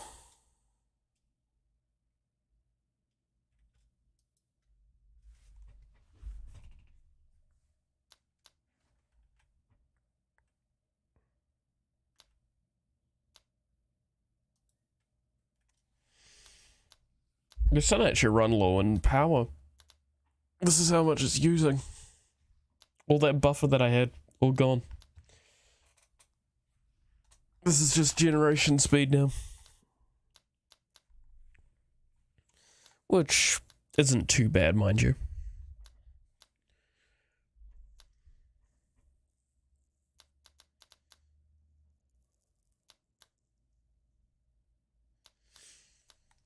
God, I'm actually starting to feel kind of depressed a little, because now that this is ending, like this is, it really hasn't quite sunk in yet that this is the end of this playthrough. I'm not going to have this as a thing to think about now. Like, yeah, I've got the next pack to think about and everything towards that, but like this was a weekly staple for me for 4 months, 5 months now.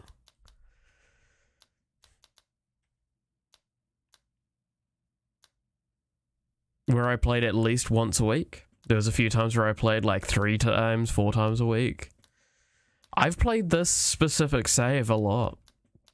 It is really kind of sad to see it go. I haven't even finished so much in this world. And that's what gets me the most.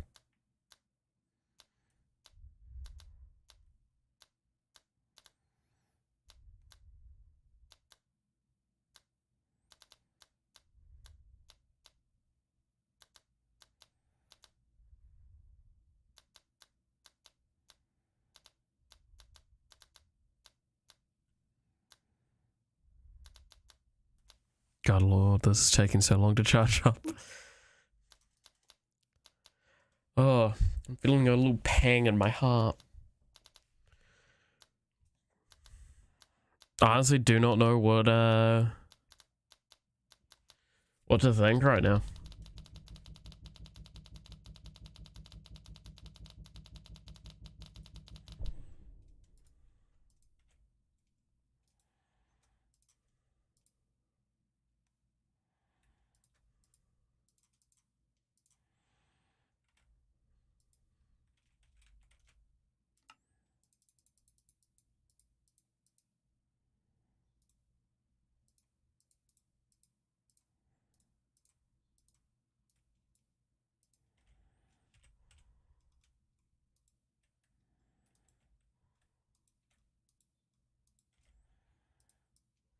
All right.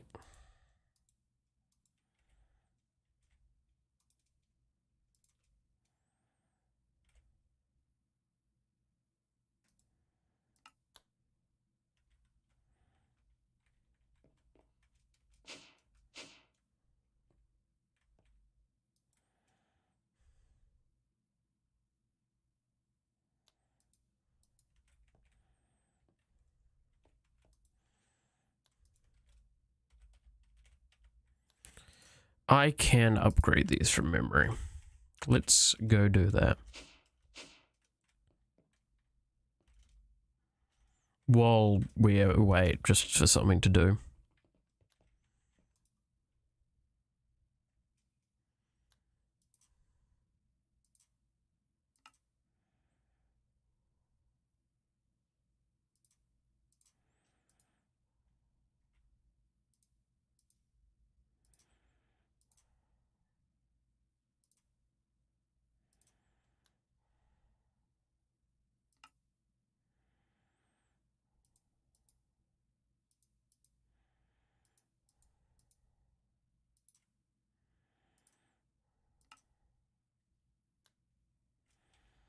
No, just quickly I'm gonna dump those in there.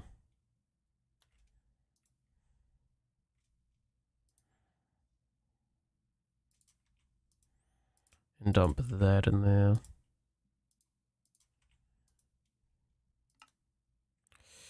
Okay, now we can do 2 of those and then Inderium.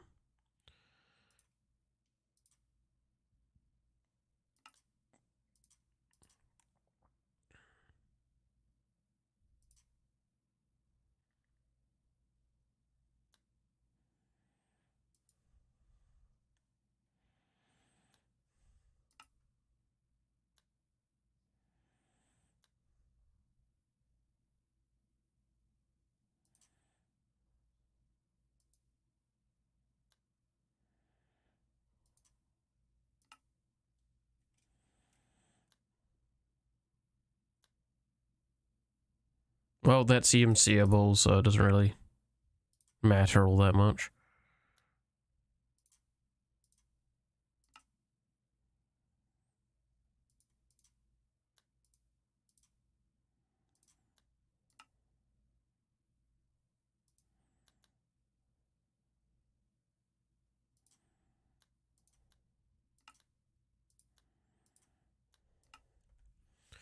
Okay, and then what else was missing? Hardened glass.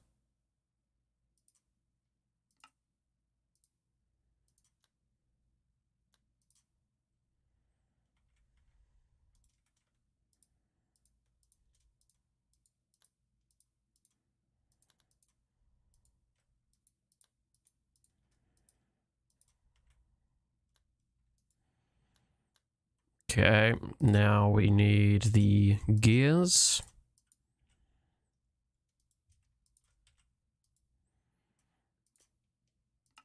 And now we have this.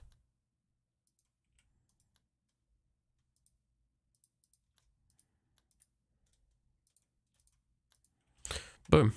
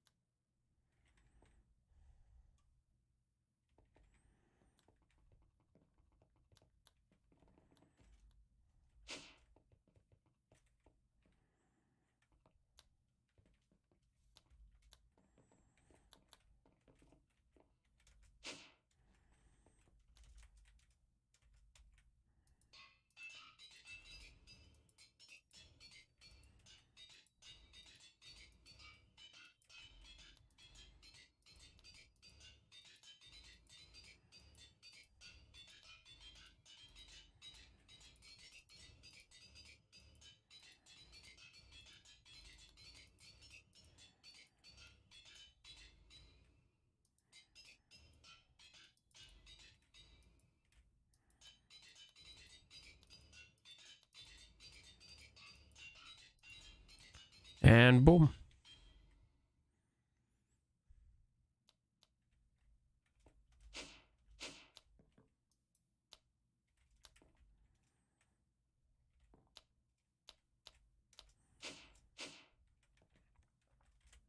Okay, what else can we do to improve upon these?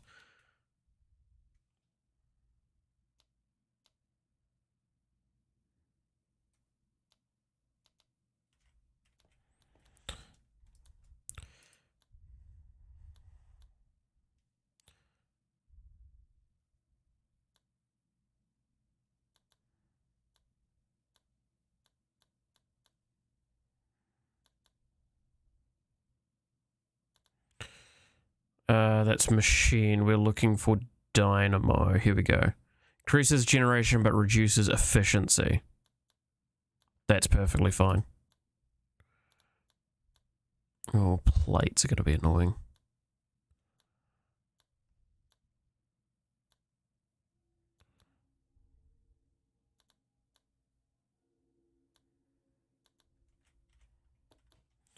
Is this actually MCable itself? No, so I'm going to have to make a bunch. It's probably because of the plates.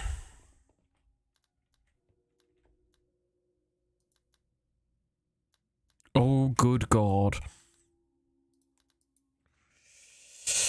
We have a lot of fluid, it seems.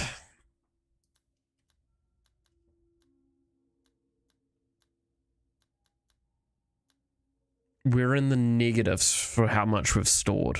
I see.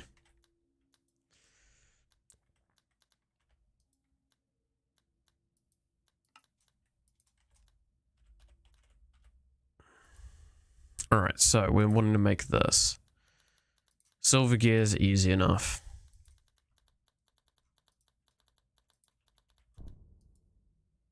The craft's finish. It's these plates.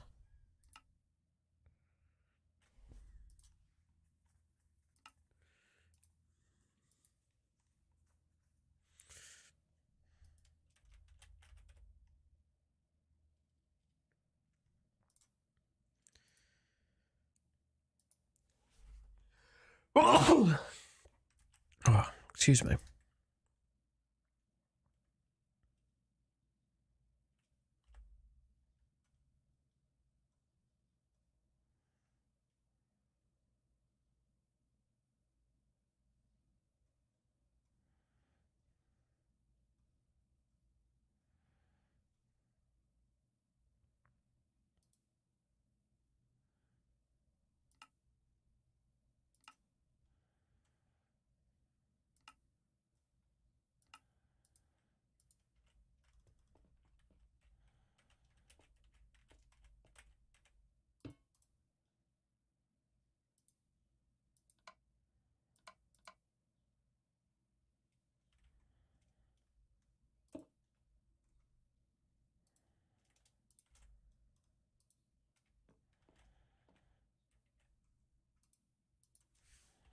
And get an import.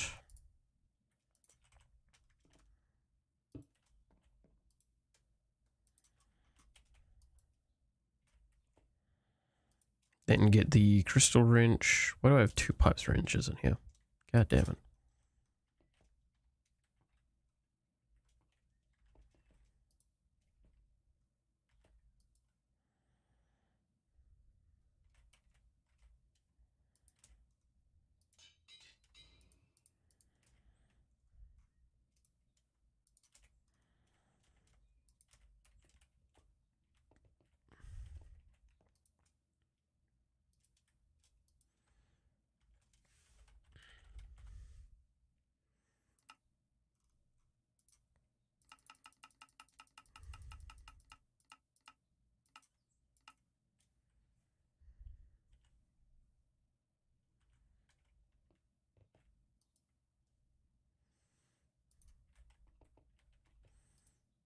Okay, what's some general speed ones that we can do? Just processing speed.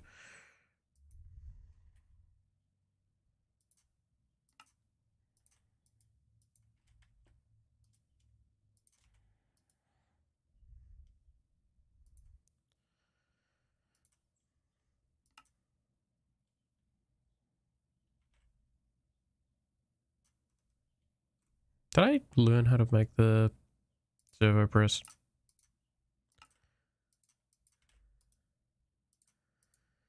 I don't know.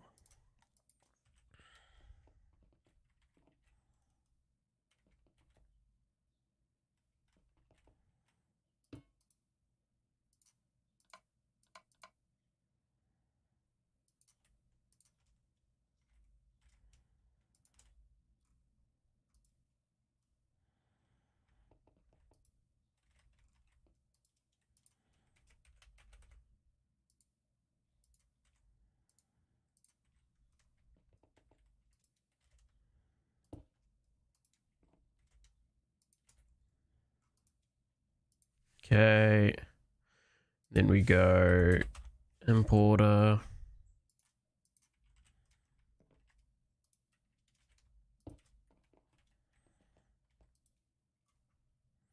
Then what was it for the ones? The Electrum. Which I believe we have, yeah, Electrum's CMC'd.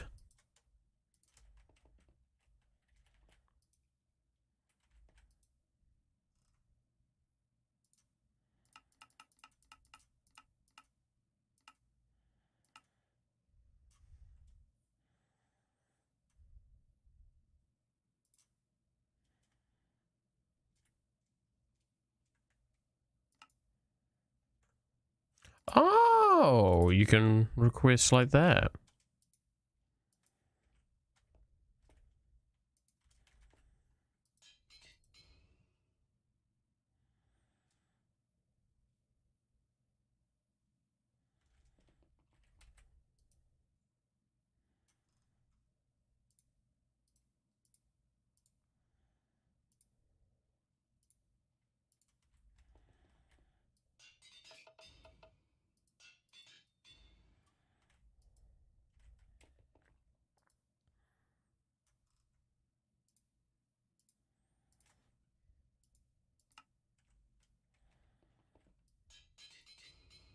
Cool, there we go. So this should run at a really fast speed now.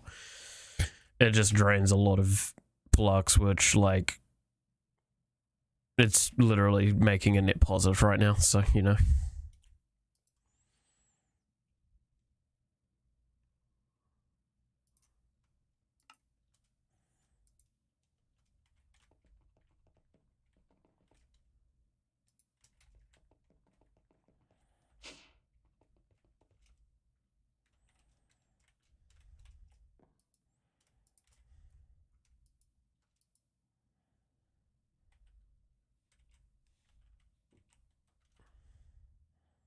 What was the command for it?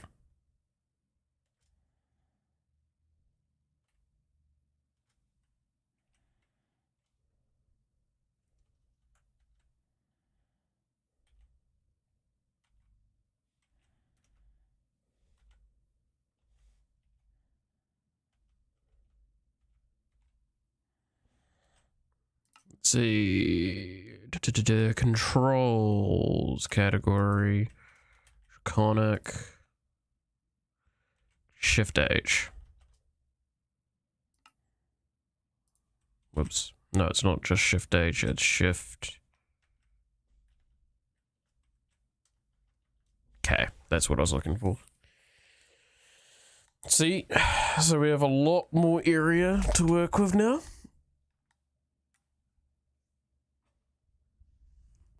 And all of this can be upgraded to much more absurd values.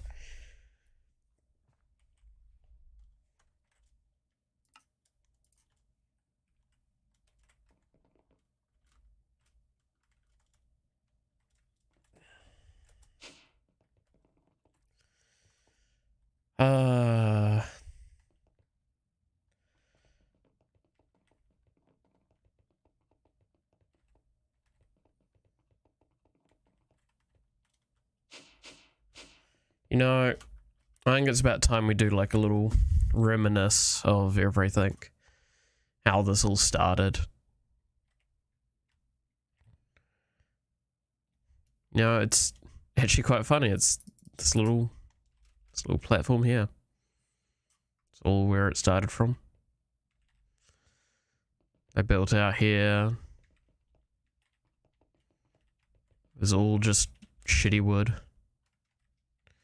This entire area was a pumpkin field, kind of like this island.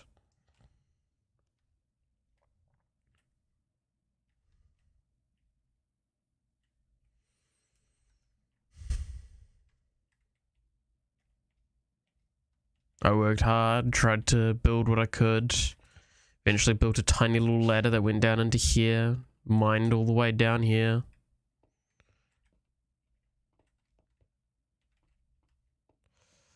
Got scared shitless of this cave here. And started mining around and got the resources I needed. In fact, I believe... Is it still in here? There it is. The original pickaxe.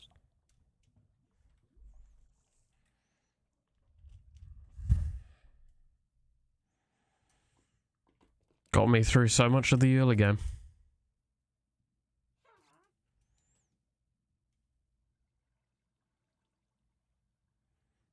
This axe as well, this broad axe, helped deforest the entire world.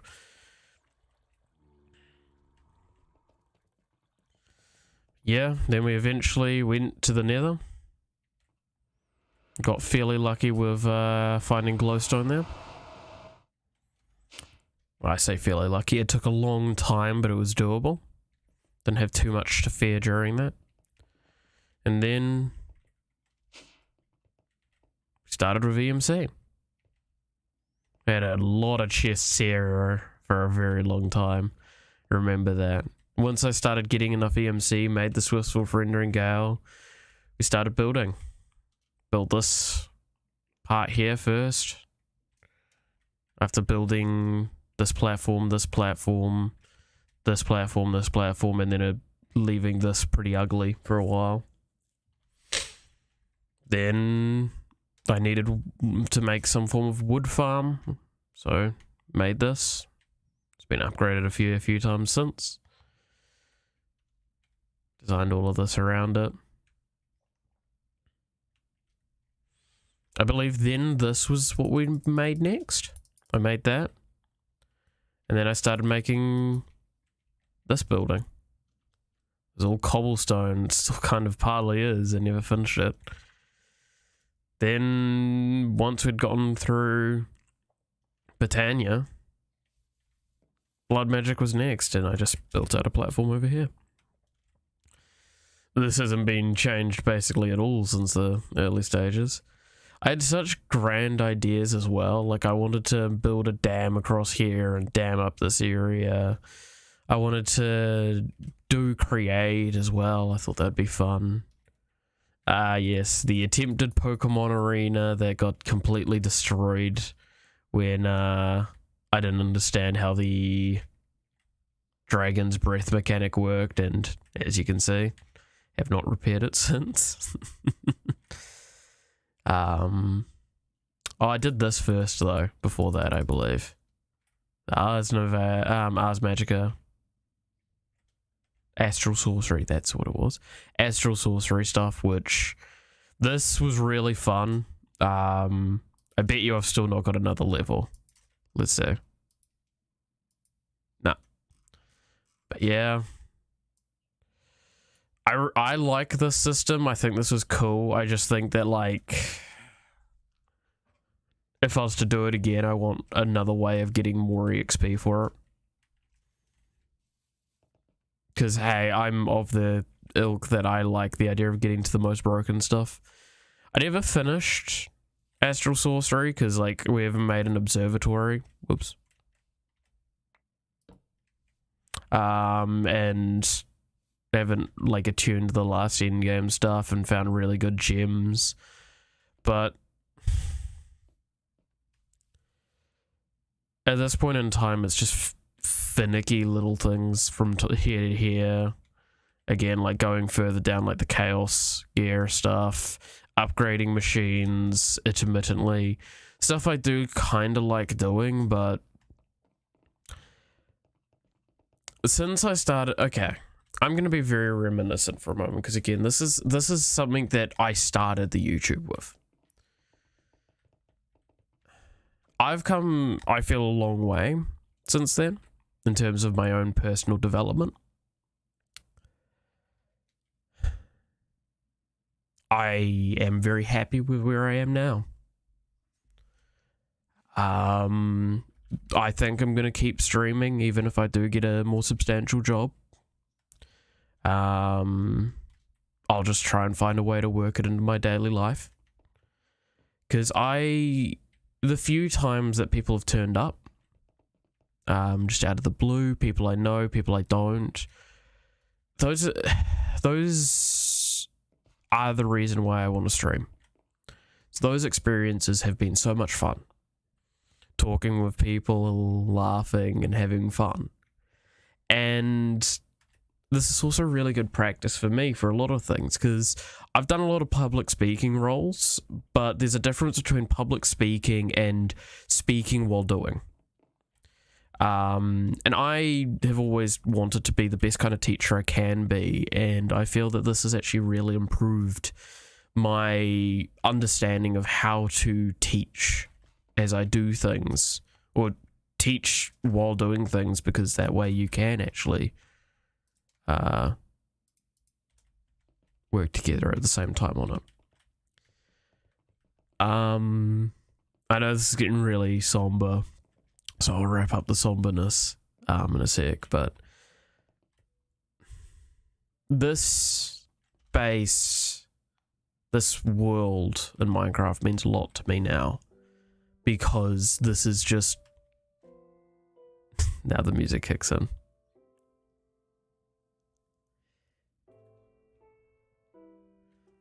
This is my streaming so far, encapsulated. Bunch of things half done, some things looking really nice, some things barely started. But all in all, I've worked on all of this.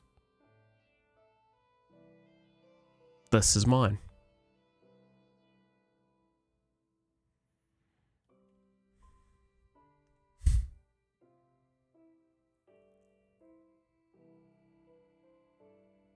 And I truly love this. Now again, this is not me going like, I'm going to stop streaming. Very much the opposite. This moment now, finishing something that's this long worked upon, has given me a new zeal in wanting to do stuff. I cannot stress enough how excited I am for the next Minecraft world. And how I desperately want to make it so good. Learn from what I learn in this playthrough and make a playthrough that is equally as long, if not as longer potentially. Probably not longer, but this one took forever. But is more directed, has more purpose behind it. Because again, much like the rest of my channel, I'm trying to do my best to clean up the errors that I have and make things more mine. Which is taking a lot of effort of my free time. But yeah. I think that's it.